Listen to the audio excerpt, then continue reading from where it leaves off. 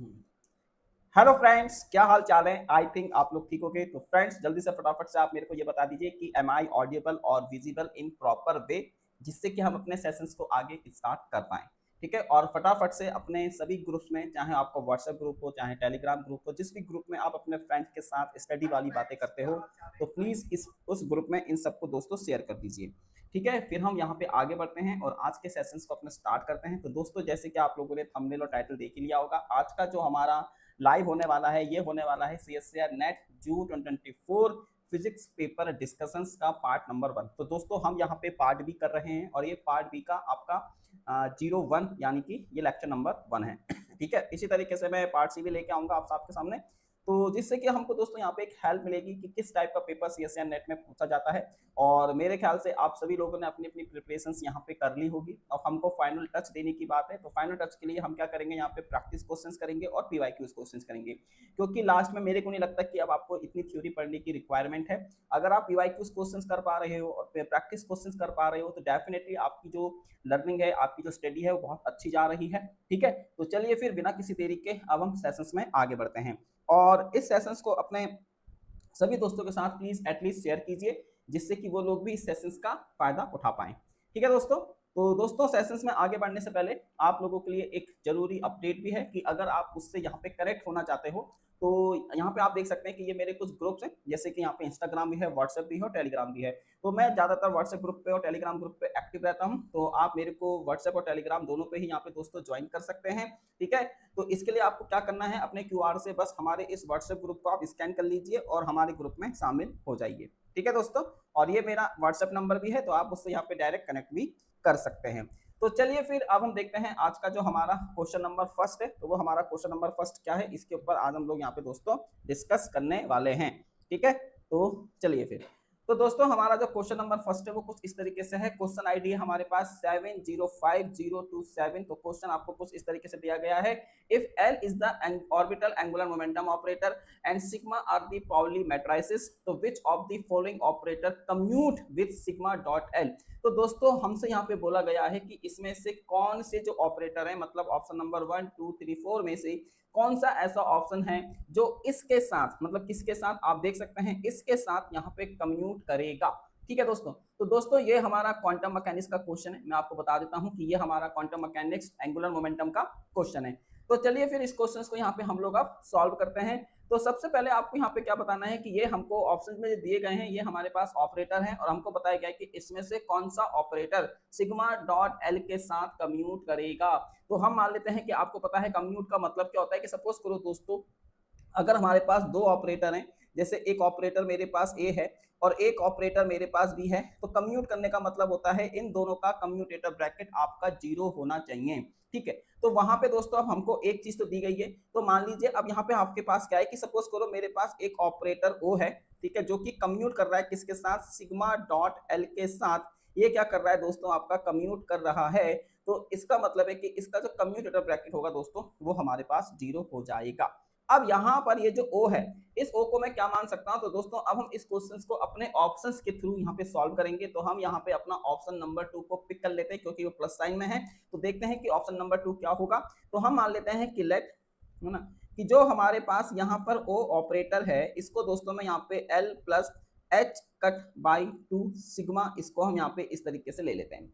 अब मैं यहाँ पे दोस्तों इस चीज को पुट कर देता हूँ। ओ की जगह हम क्या रख देंगे, यहाँ पे एल प्लस, ये हमारे पास है H cut by 2 sigma dot, मतलब कॉमा, ये हो जाएगा हमारे पास सिग्मा डॉट एल। ठीक है, और इज इक्वल टू दोस्तों ये आपके पास क्या है, यहाँ पे 0।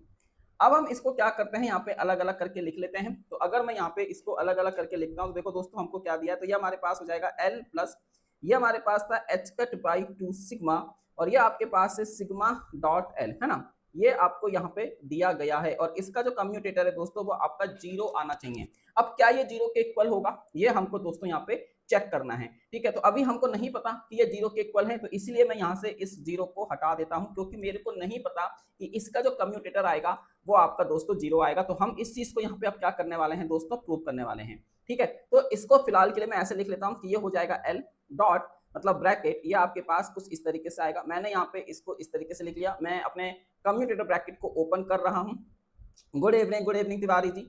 फिर यहाँ पर आएगा प्लस का साइन, ये हो जाएगा आपके पास h कट बाई 2, यह आएगा आपका sigma comma sigma dot L. ठीक है, तो आप यहाँ पे इसको इस तरीके से दोस्तों लिख सकते हैं। तो मैंने यहाँ पर इसको इस तरीके से लिख लिया। अब हम यहाँ पे पहले इस वाले ब्रैकेट को ओपन करेंगे। इस वाले ब्रैकेट को दोस्तों, इसको मैं अपना फर्स्ट ब्रैकेट मान लेता हूँ और इसको दोस्तों यहाँ पे अपना सेकंड ब्रैकेट मान लेता हूँ। तो पहले हम फर्स्ट ब्रैकेट को सॉल्व करेंगे, फिर हम यहाँ पे सेकंड ब्रैकेट को सॉल्व करेंगे। जब हम उनका सम करते हैं तो देखते हैं क्या जीरो आता है। अगर जीरो आ गया तो इसका मतलब है कि ये हमारा आपका करेक्ट ऑप्शन है। तो हाँ, हेलो अलीसा, कैसे हो आप? ठीक है, तो चलिए फिर अब हम यहाँ पे इस चीज को देखते हैं। तो दोस्तों पहले हम यहाँ पे अपना फर्स्ट ब्रैकेट यानी कि जो हमारा पहला ब्रैकेट है यानी कि एल, ये हमारे पास है सिग्मा डॉट एल। इसको दोस्तों अब मैं यहाँ पे क्या करता हूँ, सिंप्लीफाई करता हूँ। ठीक है, अब अगर मैं यहाँ पे इसको सिंप्लीफाई करता हूँ तो देखो दोस्तों, ये जो हमारे पास सिग्मा डॉट एल है, अगर आपको पता है कि यहाँ पे ये डॉट प्रोडक्ट है ना, इसलिए हमारे पास क्या है, डॉट प्रोडक्ट है। तो इसको मैं ऐसे करके लिख सकता हूँ, मान लीजिए कि ये हमारे पास आ जाएगा आई, तो इसको दोस्तों मैं इस तरीके से यहाँ पे लिख सकता हूँ। क्या मैं इसको ऐसे करके लिख सकता हूँ? यस सर, आप इसको बिल्कुल इस तरीके से लिख सकते हैं। तो यहाँ पर मैंने दोस्तों इसको कुछ इस तरीके से लिख लिया है कि ये हो जाएगा एल ब्रैकेट, है ना, और यहाँ पे आएगा समीशन आई, और ये हमारे पास क्या हो जाएगा आपका सिग्मा आई, और आप इसको लिख सकते हैं यहाँ पे एल आई। ठीक है, हमने यहाँ पे दोस्तों इसको कुछ इस तरीके से लिख लिया है। ठीक है, तो यहाँ पर मैंने इसको कुछ इस तरीके से लिख लिया है। अब देखो, ये जो हमारा सिग्मा आई है, इसको मैं ऐसे करके लिख रहा हूं, और ये आपके पास क्या हो जाएगा एल, कॉमा यहाँ पर आप इसको लिख सकते हैं सिग्मा आई और इनटू का एल आई। मुझे बताइए क्या यहाँ पे अभी तक कोई परेशानी हुई है कि मैंने इसको कैसे लिखा है? ठीक है भाई, देखो ना, अगर हम यहाँ पे इसको सिग्मा को, अगर हम यहाँ पे मान लीजिए मैं यहाँ पे सिग्मा को ले लेता हूँ सिग्मा 1 आई कैप, सिग्मा 2 जे कैप, सिग्मा 3 के कैप, इसी तरीके से मैं एल ले लेता हूँ यहाँ पे L1 आई कैप, L2 जे कैप, और फिर इसका डॉट निकालूंगा तो क्या आएगा, sigma 1 L1, sigma 2 L2, sigma 3 L3। तो क्या मैं उस चीज को ऐसे नहीं लिख सकता हूँ? यस सर, आप उस चीज को ऐसे लिख सकते हैं। तो मैंने बस इसी चीज को यहाँ पे इस तरीके से लिख लिया। अब ये मेरे पास कुछ इस तरीके से आ गया है। तो यहाँ पे दोस्तों आपने इसको कुछ इस तरीके से यहाँ पे लिख लिया है, इसमें कोई यहाँ पे टेंशन वाली बात दोस्तों नहीं होनी चाहिए। ठीक है, तो ये हमारे पास कुछ इस तरीके का दोस्तों यहाँ पे आ गया। तो आई थिंक आपको ये चीज यहाँ पे क्लियर कट यहाँ पे हो गई होगी। अब देखो दोस्तों, इसको हम यहाँ पे आगे फर्दर सॉल्व करते हैं। अब देखो, मैं यहाँ पे एक चीज आपको बता रहा हूँ कि आपने ना यहाँ पे इस तरीके का फॉर्मूला पढ़ा होगा a कॉमा बी सी, ये सब आपने पढ़ा होगा, है ना, ये सब आपने पढ़ा होगा a कॉमा बी सी। तो इसको लिख लेते हैं a कॉमा बी, है ना, a कॉमा बी, यहाँ पे आ जाएगा c प्लस, फिर हमारे पास आ जाएगा ये आपका कितना a कॉमा सी, और इधर आ जाएगा दोस्तों आपका b, है ना। ये फॉर्मूला आप लोगों ने पढ़ा होगा। सेम चीज यहाँ पर हमारे पास है l कॉमा, ये हमारे पास है सिग्मा आई, और ये हमारे पास क्या है दोस्तों एल आई। तो इसको क्या मैं इस तरीके से लिख सकता हूँ? तो ये तो हो जाएगा हमारे पास l, ये हो जाएगा दोस्तों आपका सिग्मा आई और इनटू का दोस्तों एल आई, प्लस यहां से हमारे पास क्या आ जाएगा आपका सिग्मा आई, और आप इसको लिख सकते हैं एल और एल आई, है ना, मतलब मैं इसको यहाँ पे ऐसे लिख सकता हूँ। अब दोस्तों ये वाला जो कम्यूटेटर है ये हमारा जीरो हो जाएगा। अब ये कम्यूटेटर आपका क्यों जीरो हो जाएगा, तो इसके बारे में मैं थोड़ा सा आपको यहाँ पे बताना चाहता हूँ कि ये कम्यूटेटर हमारा क्यों जीरो होता है। तो ना, ये आपको जानना बहुत जरूरी है दोस्तों। देखो, ये हमारे पास है एल कॉमा सिग्मा, अब ये हमारा कम्यूटेटर दोस्तों आपका जीरो होता है। अब आप बोलोगे सर ये जीरो क्यों होता है, तो मैं आपको बता दूं कि जो हमारा एल होता है दोस्तों, जो हमारा ये ऑर्बिटल एंगुलर मोमेंटम जो होता है हमारा, ये हमारा एक्ट करता है किसके ऊपर, एक्ट ऑन स्पेशल, ये हमारे पास होता है आपका स्पेशल वेव फंक्शंस के ऊपर दोस्तों, ये आपका एक्ट करता है, ये हमारा स्पेशल वेव फंक्शंस के ऊपर एक्ट करता है। और वहीं पर जो हमारा सिग्मा होता है दोस्तों, ये हमारा एक्ट करता है ऑन स्पिन पार्ट, ये हमारा स्पिन पार्ट के ऊपर दोस्तों एक्ट करता है, spin part of wave function. ठीक है, ये spin part of wave functions के ऊपर दोस्तों आपका एक्ट करता है। अब आपका जो यहाँ पे साइन होता है दोस्तों, जो हमारा यहाँ पे साइन टोटल होता है, तो मैं अपने साइन टोटल को कैसे लिख सकता हूँ, तो ये होगा हमारे पास साइन स्पेस, तो ये हमारे पास साइन स्पेस, और आपने ये हमारे पास होता है आपका साइन स्पिन, है ना, तो ये हमारे पास हो जाएगा दोस्तों आपका साइन स्पिन। तो ये इस तरीके का है। ठीक है, तो इसका मतलब है कि ये एल इसके ऊपर ऑपरेट करेगा और सिग्मा इसके ऊपर ऑपरेट करेगा। अब ये दोनों फंक्शन एक दूसरे से कैसे हैं, इंडिपेंडेंट है, क्योंकि एक हमारा स्पेस को रिप्रेजेंट कर रहा है और एक हमारा स्पिन को रिप्रेजेंट कर रहा है, और दोनों ही आपस में कैसे हैं दोस्तों, इंडिपेंडेंट है। तो इसी वजह से दैट्स व्हाई मैंने यहाँ पे आपको बताया कि दैट्स व्हाई हमारा ये जो होता है एल सिग्मा, इसका जो हमारे पास कम्यूटेटर होता है दोस्तों ये जीरो होता है। ये आपको पता होना चाहिए। ठीक है, अगर आप इस तरीके के कम्यूटेटर ब्रैकेट को सॉल्व कर रहे हो और आपके पास अगर एक स्पिन एंगुलर मोमेंटम और एक एंगुलर मोमेंटम का कम्यूटेटर ब्रैकेट आता है तो आंख बंद करके आप उसको वहां पे जीरो कर देंगे। ठीक है, तो ये तो दोस्तों हमारा क्या हो जाएगा, आपका जीरो हो जाएगा। तो डेट्स वाई यहाँ पे आप देख सकते हो कि मैंने एल सिग्मा आई को जीरो कर दिया है ना। अब हमारे पास ये बचा। अब आप दोस्तों इसको जीरो नहीं कर सकते, क्यों? अब यहाँ पर इसको हम क्या लिखेंगे, तो दोस्तों हमारे पास ये निकल के आया है, तो इसको अब हम क्या लिख सकते हैं, अब हम इस वाले ब्रैकेट को दोस्तों यहाँ पे सॉल्व करेंगे। ये वाला तो जीरो हो गया, तो इसका मतलब है दोस्तों कि ये जो हमारे पास समीशन आई है ना, ये जो हमारे पास समीशन आई ब्रैकेट एल, ये हमारे पास क्या है सिग्मा आई, और ये हमारे पास क्या है एल आई। तो इसको मैं क्या लिख सकता हूँ, अब इसको इन जनरल मैं यहाँ पे क्या लिख सकता हूँ, तो दोस्तों सिग्मा है कि मैं यहाँ पे इसको सिग्मा आई, ये आपका हो जाएगा एल जे है ना, और आप इसको क्या लिख सकते हैं यहाँ पे एल आई। मैंने यहाँ पे इसको एल जे लिख लिया, एक सबस्क्रिप्ट की तरह मैंने यहाँ पे इसको दोस्तों लिख लिया है। अब ये जो हमारे पास होता है ना एल जे, और ये जो हमारे पास होता है एल आई, ठीक है, मतलब आपने पढ़ा होगा कि L1 L2 का आपने निकाला, मतलब LX LY आपने निकाला होगा, आपने LY LZ निकाला होगा, तो आपने वो चीज निकाली होगी यहाँ पे। तो सेम चीज यहाँ पर है कि यहाँ पे जो J है वो हो सकता है कि XYZ हो, I हो सकता है कि XYZ हो। तो उस केस में जब हमारे पास दो एंगुलर मोमेंटम होते हैं तो उस केस में जो इसका रिजल्ट निकल के आएगा दोस्तों वो हमारे पास कितना हो जाएगा, तो वो हमारे पास होता है आई एच कट, ये हमारे पास होता है आपका, इसको बोलते हैं परमुटेशन ऑपरेटर, और ये हो जाएगा आई जे के। अब ये हमारे पास J और I है, तो इसको दोस्तों यहाँ पे लिख लेंगे कितना एल के।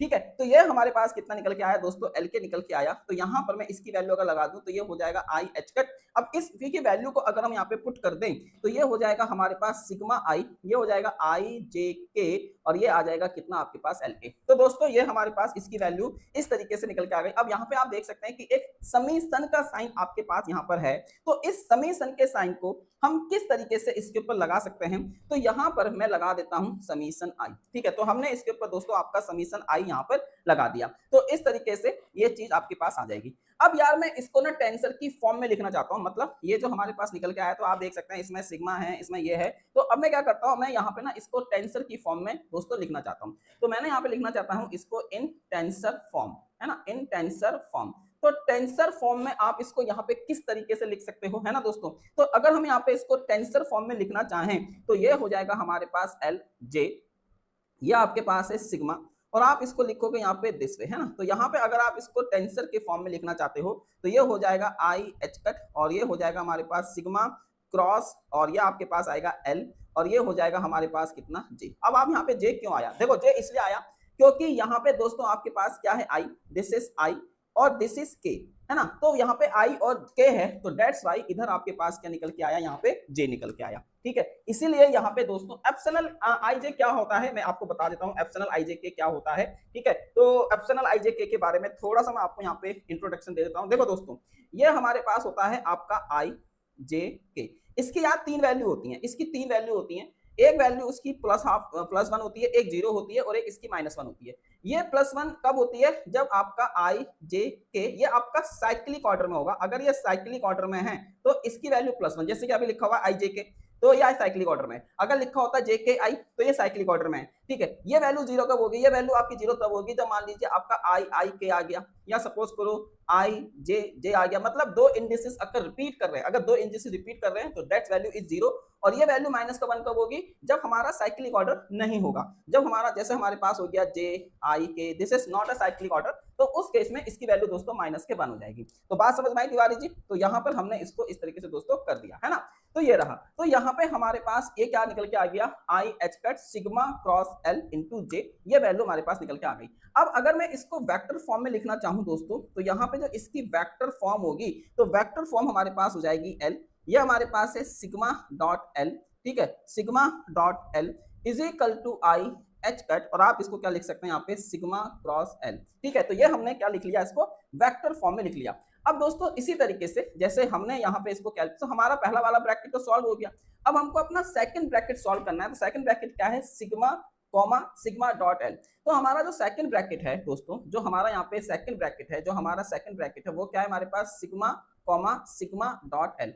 अब सिमिलरली करके इसको हम यहाँ पे लिख लेते हैं। तो सिमिलरली अब आपको पता है कि सिग्मा कॉमा सिग्मा, है ना, तो यहाँ पे मैं लिख लेता हूँ वी नो डैट। तो वी नो डैट करके अगर मैं यहाँ पे इसको लिखूं तो आपको पता है कि हमारे पास सिग्मा आई कॉमा सिग्मा जे, यार इसकी जो वैल्यू होती है दोस्तों, आपने पढ़ा होगा प्रॉपर्टी, तो ये होता है 2i, है ना, आई जे के, और ये हमारे पास होता है कितना, सिग्मा के। ठीक है, तो ये वैल्यू हमारे पास इस तरीके से निकल कर आ जाएगी।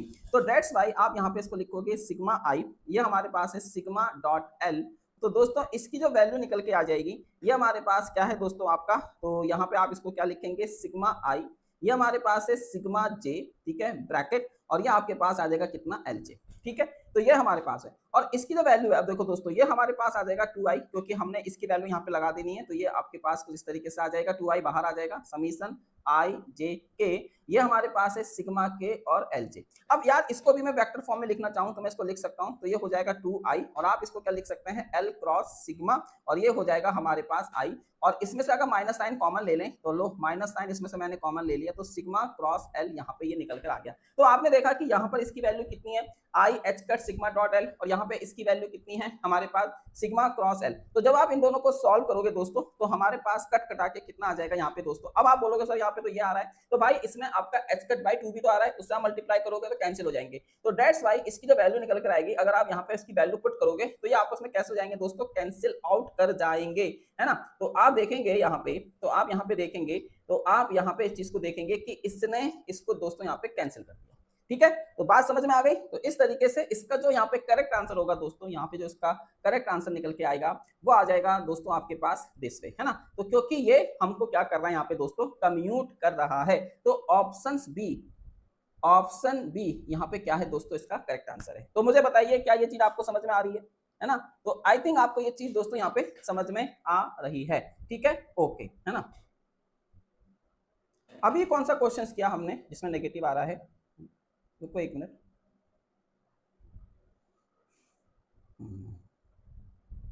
नहीं ये तो इन जनरल मैंने फॉर्मूला लिखा है ना, ये तो इन जनरल फॉर्मूला है। ठीक है, चलो अब आगे बढ़ते हैं हम लोग। ठीक है, तो चलिए फिर अब दोस्तों हमारे पास ये वाला क्वेश्चन है। इस क्वेश्चन में क्या है, एक quantum mechanical system is in angular momentum state. दोस्तों यहाँ पे ये वाला क्वेश्चन भी आपका एंगुलर, ये वाला क्वेश्चन भी आपका क्वांटम मैकेनिक्स का क्वेश्चन है, ये भी हमारा क्वांटम मैकेनिक्स का क्वेश्चन है। क्या है क्वेश्चन, एक quantum mechanical system is in the angular momentum state L is equal to 4 और LZ इज इक्वल टू 4, तो दी अनसर्टेनिटी इन Lx। तो आपको यहाँ पे जो Lx है उसमें दोस्तों आपको क्या बतानी है कि अनसर्टेनिटी आपकी कितनी होगी। तो बहुत ही बढ़िया क्वेश्चन है। तो सबसे पहले तो हम यहाँ पे लिख लेते हैं गिवन दैट, है ना। हमको यहाँ पे दोस्तों गिवन क्या है, तो एक हमको यहाँ पे दिया गया है L इज इक्वल टू 4, है ना, और दूसरा दोस्तों हमको यहाँ पे दिया गया है LZ इज इक्वल टू 4। ये दो चीजें हमको यहाँ पे दोस्तों गिवन है। अब आपको पता है कि LZ, अब LZ हमारे पास क्या होता है, तो LZ हमारे पास होता है MH कट, है ना, ये हमारे पास होता है, और यहाँ पर आपको LZ कितना दिया गया है 4H कट। अब दोस्तों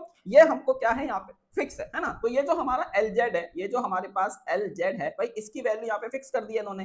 तो ये वैल्यू दोस्तों हमारे पास क्या है, आपकी फिक्स्ड। चूंकि यहाँ पे जो हमको LZ दिया है वो हमको 4 दिया है, मतलब ये फिक्स है, तो इसका मतलब है कि ये हमारे पास क्या है, फिक्स है। तो अब LZ चूंकि हमारा फिक्स है, तो इसमें कोई भी आपकी अनसर्टेनिटी नहीं होगी, यानी कि इसमें कोई भी डेविएशन नहीं होगा। तो दैट्स व्हाई डेल्टा LZ दोस्तों हमारा 0 हो जाएगा। ये चीज को आप लोग दोस्तों ध्यान रखें, अगर हमारा LZ फिक्स है तो उसमें कोई अनसर्टेनिटी नहीं होगी, यानी कि delta LZ is equal to दोस्तों हमारे पास 0 हो जाएगा। तो इसका मतलब क्या है कि इफ, इसका मतलब क्या है कि दोस्तों इफ LZ अगर हमारा सर्टेन है, अगर हमारा जो LZ है अगर वो हमारा सर्टेन है, तो देन, है ना, मतलब ये फाइनाइट है या फिक्स्ड है, तो देन हमारा जो LX एंड LY, है ना, इसमें दोस्तों अनसर्टेनिटी होगी। दोस्तों इसमें हमारी क्या होगी, अनसर्टेनिटी होगी, है ना, इसमें हमारे पास क्या होगी दोस्तों, आपकी अनसर्टेनिटी होगी। बात समझ में आ रही है। इसमें हमारे पास क्या होगी दोस्तों, आपकी अनसर्टेनिटी होगी। तो एंड, है ना, तो इसका मतलब है कि यहाँ पे जो इसका मैं अगर एवरेज निकालूं LX का, तो वो कितना आएगा दोस्तों, आपका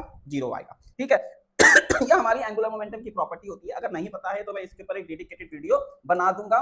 बस आप इतना समझिए, अगर LZ आपका फिक्स है तो डेल्टा LZ आपका 0 होगा, और अगर आपका LZ फिक्स है तो इसका मतलब है LX और LY में आपकी अनसर्टेनिटी होगी, और एवरेज ऑफ LX हमारा दोस्तों कितना होता है, यहाँ पे 0 होता है। अब हम क्या करेंगे, नाउ, है ना, नाउ दोस्तों अब आपको यहाँ पे पता होना चाहिए कि जो हमारे पास L स्क्वायर होता है, यह हमारे पास होता है LX का स्क्वायर, ये हमारे पास होता है L स्क्वायर वाई, और ये हमारे पास होता है L स्क्वायर दोस्तों Z। ठीक है, इसको हमने यहाँ पे लिखा। यहाँ से मैं अपना LX स्क्वायर की वैल्यू निकालूं तो ये हमारे पास कुछ इस तरीके से दोस्तों आ जाएगा। तो ये होगा हमारे पास L स्क्वायर माइनस का L स्क्वायर Z। ठीक है, अब ड्यू टू सिमेट्री, यहाँ पे आप इसको लिख लेंगे कि ड्यू टू सिमेट्रिक, है ना, ड्यू टू सिमेट्रिक हमारे पास जो LX square is equal to, ये हमारे पास है एल स्क्वायर वाई, इसकी दोस्तों वैल्यू हो जाएगी 1/2, ये हमारे पास है एल स्क्वायर और आप इसको लिखोगे एल स्क्वायर जेड। ठीक है यहाँ पे, और अब आपको पता है कि जो हमारे पास एल स्क्वायर होता है ये होता है एल एल प्लस 1 और आप इसको लिखेंगे यहाँ पे एच कट स्क्वायर। ठीक है, ये हमने यहाँ पे लिखा। अब आपको क्वेश्चन में एल की वैल्यू कितनी रखी है 4, तो ये 4 हो जाएगा, ये 4 प्लस 1 हो जाएगा, ये एच कट स्क्वायर हो जाएगा, तो यहाँ से ये वाली वैल्यू आ गई है 20 एच कट स्क्वायर। तो ये वैल्यू दोस्तों आपके पास कितनी आ गई है 20 एच कट स्क्वायर, ये एल स्क्वायर की वैल्यू है। सिमिलरली यहाँ से मैं अपना एल जेड निकाल लूंगा, तो हमारे पास जो एल जेड होगा दोस्तों वो आपके पास कितना हो जाएगा, तो एल जेड मेरे पास होता है एम एच कट, तो यहां से हमारे पास इसकी वैल्यू कितनी आ गई है 4, तो ये हमारे पास कितना है दोस्तों आपका 4 एच कट। ठीक है, अब चूंकि हमको यहाँ पे एल स्क्वायर जेड निकालना है तो इसका मतलब है कि ये आपका 16 एच कट स्क्वायर हो जाएगा। अब इस चीज को दोस्तों मैं इसमें पुट कर दूंगा, और अगर मैं इस चीज को इसमें पुट कर दूंगा तो यहाँ से हमारे को क्या मिल जाएगा, तो ये हो जाएगा 1/2, ये आपके पास से 20 माइनस 16 और आप इसको यहाँ पे क्या लिखोगे एच कट स्क्वायर, तो यहाँ से हमारे पास कितना आ जाएगा 2 एच कट स्क्वायर। तो दोस्तों यहाँ से हमारे पास ये वाली वैल्यू आपकी निकल कर आई है, तो इसका मतलब है कि यहाँ से आपके पास L X square is equal to 1/2, ये आपके पास था एल स्क्वायर माइनस का एल जेड स्क्वायर, तो इसकी वैल्यू आ गई है 2 एच कट स्क्वायर, है ना। अब आपके पास जो अनसर्टेनिटी होती है, जो हमारे पास अनसर्टेनिटी होती है वो होती है अंडर रूट, तो आप यहाँ पे इसको क्या लिखेंगे, तो ये होगा एल स्क्वायर एक्स माइनस का ये होता है एल एक्स का होल स्क्वायर। तो भाई इसकी वैल्यू आपको वैल्यू पुट कर दीजिए। अब अगर मैं वैल्यू पुट करूं तो ये होगा 2 एच कट स्क्वायर माइनस 0, तो इसका मतलब आ गया अंडर रूट 2 एच कट। तो दोस्तों आपने यहाँ पे इसको देखा कि इसकी जो वैल्यू है बिल्कुल बिल्कुल बिल्कुल सही, तो इसका जो आंसर निकल के आएगा वो हमारे पास क्या है, ऑप्शन नंबर ए। ठीक है, तो ऑप्शन नंबर ए इस क्वेश्चन का क्या है दोस्तों, आपका करेक्ट आंसर है। तो मुझे बताइए क्या ये क्वेश्चन आपको यहाँ पे समझ में आ रहे हैं। और देखो अगर अभी तक आपने लाइक नहीं किया है तो भाई से लाइक कर लो, है ना। चैनल को सब्सक्राइब नहीं किया है तो चैनल को सब्सक्राइब कर लो, क्योंकि मैं डेली यहाँ पर आपके लिए पीवाईक्यूज क्वेश्चंस लेके आता रहूंगा, है ना। तो हम ईयर वाइज यहाँ पे सारे के सारे पेपर को सॉल्व कर रहे होंगे। ठीक है, यस। तो चलिए फिर अब हम अपने नेक्स्ट क्वेश्चन की तरफ आगे बढ़ते हैं। अब दोस्तों ये वाला क्वेश्चन है, ये क्वेश्चन मुझे बहुत ही ज्यादा अच्छा लगता है। क्वेश्चन क्या है हमारे पास, और ये क्वेश्चन दोस्तों आपका मैथमेटिकल फिजिक्स का क्वेश्चन है ना। इसमें कोई इंटीग्रेशन सॉल्व नहीं करना है। क्वेश्चन क्या है कि an integral is given by, यहाँ पे दोस्तों आपको एक इंटीग्रल यहाँ पे दिया गया है minus infinity to plus infinity D X minus infinity to plus infinity D Y exponential minus X square plus Y square plus 2a xy where a is a real parameter to the full range of values of a for which the integral is finite। अब दोस्तों आपको यहाँ पर a की वो range यहाँ पे बतानी है जिससे ये इंटीग्रल आपका फाइनाइट हो जाए।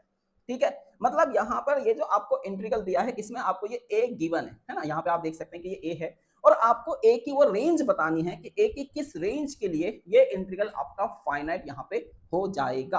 ठीक है, तो सबसे पहले तो मैं आपको बता देता हूँ यहाँ पे, है ना। तो सबसे पहले तो दोस्तों आप यहाँ पे देखिए कि क्या चीज है। तो हमको यहाँ पे क्वेश्चन में एक्सपोनेंशियल गिवन है, तो यहाँ पे हम लिख लेते हैं कि हमारे पास जो एक्सपोनेंशियल है वो हमारे पास क्या है, माइनस। ठीक है, तो एक बार मैं इसको चेक कर लेता हूँ। हाँ, तो ये एक्सपोनेंशियल माइनस में है, तो इसको हम यहाँ पे अब लिख लेते हैं bracket X square plus Y square plus दोस्तों ये हमारे पास है 2a xy। ठीक है, और ये यहाँ पर ब्रैकेट हो जाएगा यहाँ पर क्लोज, है ना।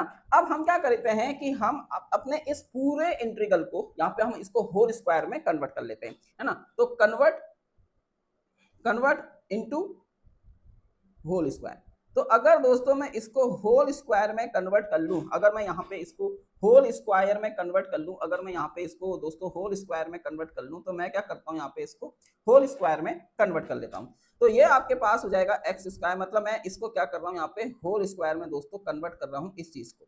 तो अगर मैं इसको होल स्क्वायर में कन्वर्ट करता हूँ, आप करके देखना, मैं डायरेक्ट कर रहा हूँ क्योंकि इन सब चीजों के लिए मेरे फिर ना वीडियो बहुत लंबा हो जाता है। ठीक है, तो ये हमारे पास हो जाएगा प्लस 1 माइनस एक्स स्क्वायर, है ना। इसलिए मैं क्वेश्चंस पहले अपने पे सॉल्व करके रख लेता हूँ। तो यहाँ पर आप देख सकते हो कि अगर मैं इसको होल स्क्वायर बनाऊंगा तो ये कुछ इस तरीके से दोस्तों यहाँ पे आ जाएगा।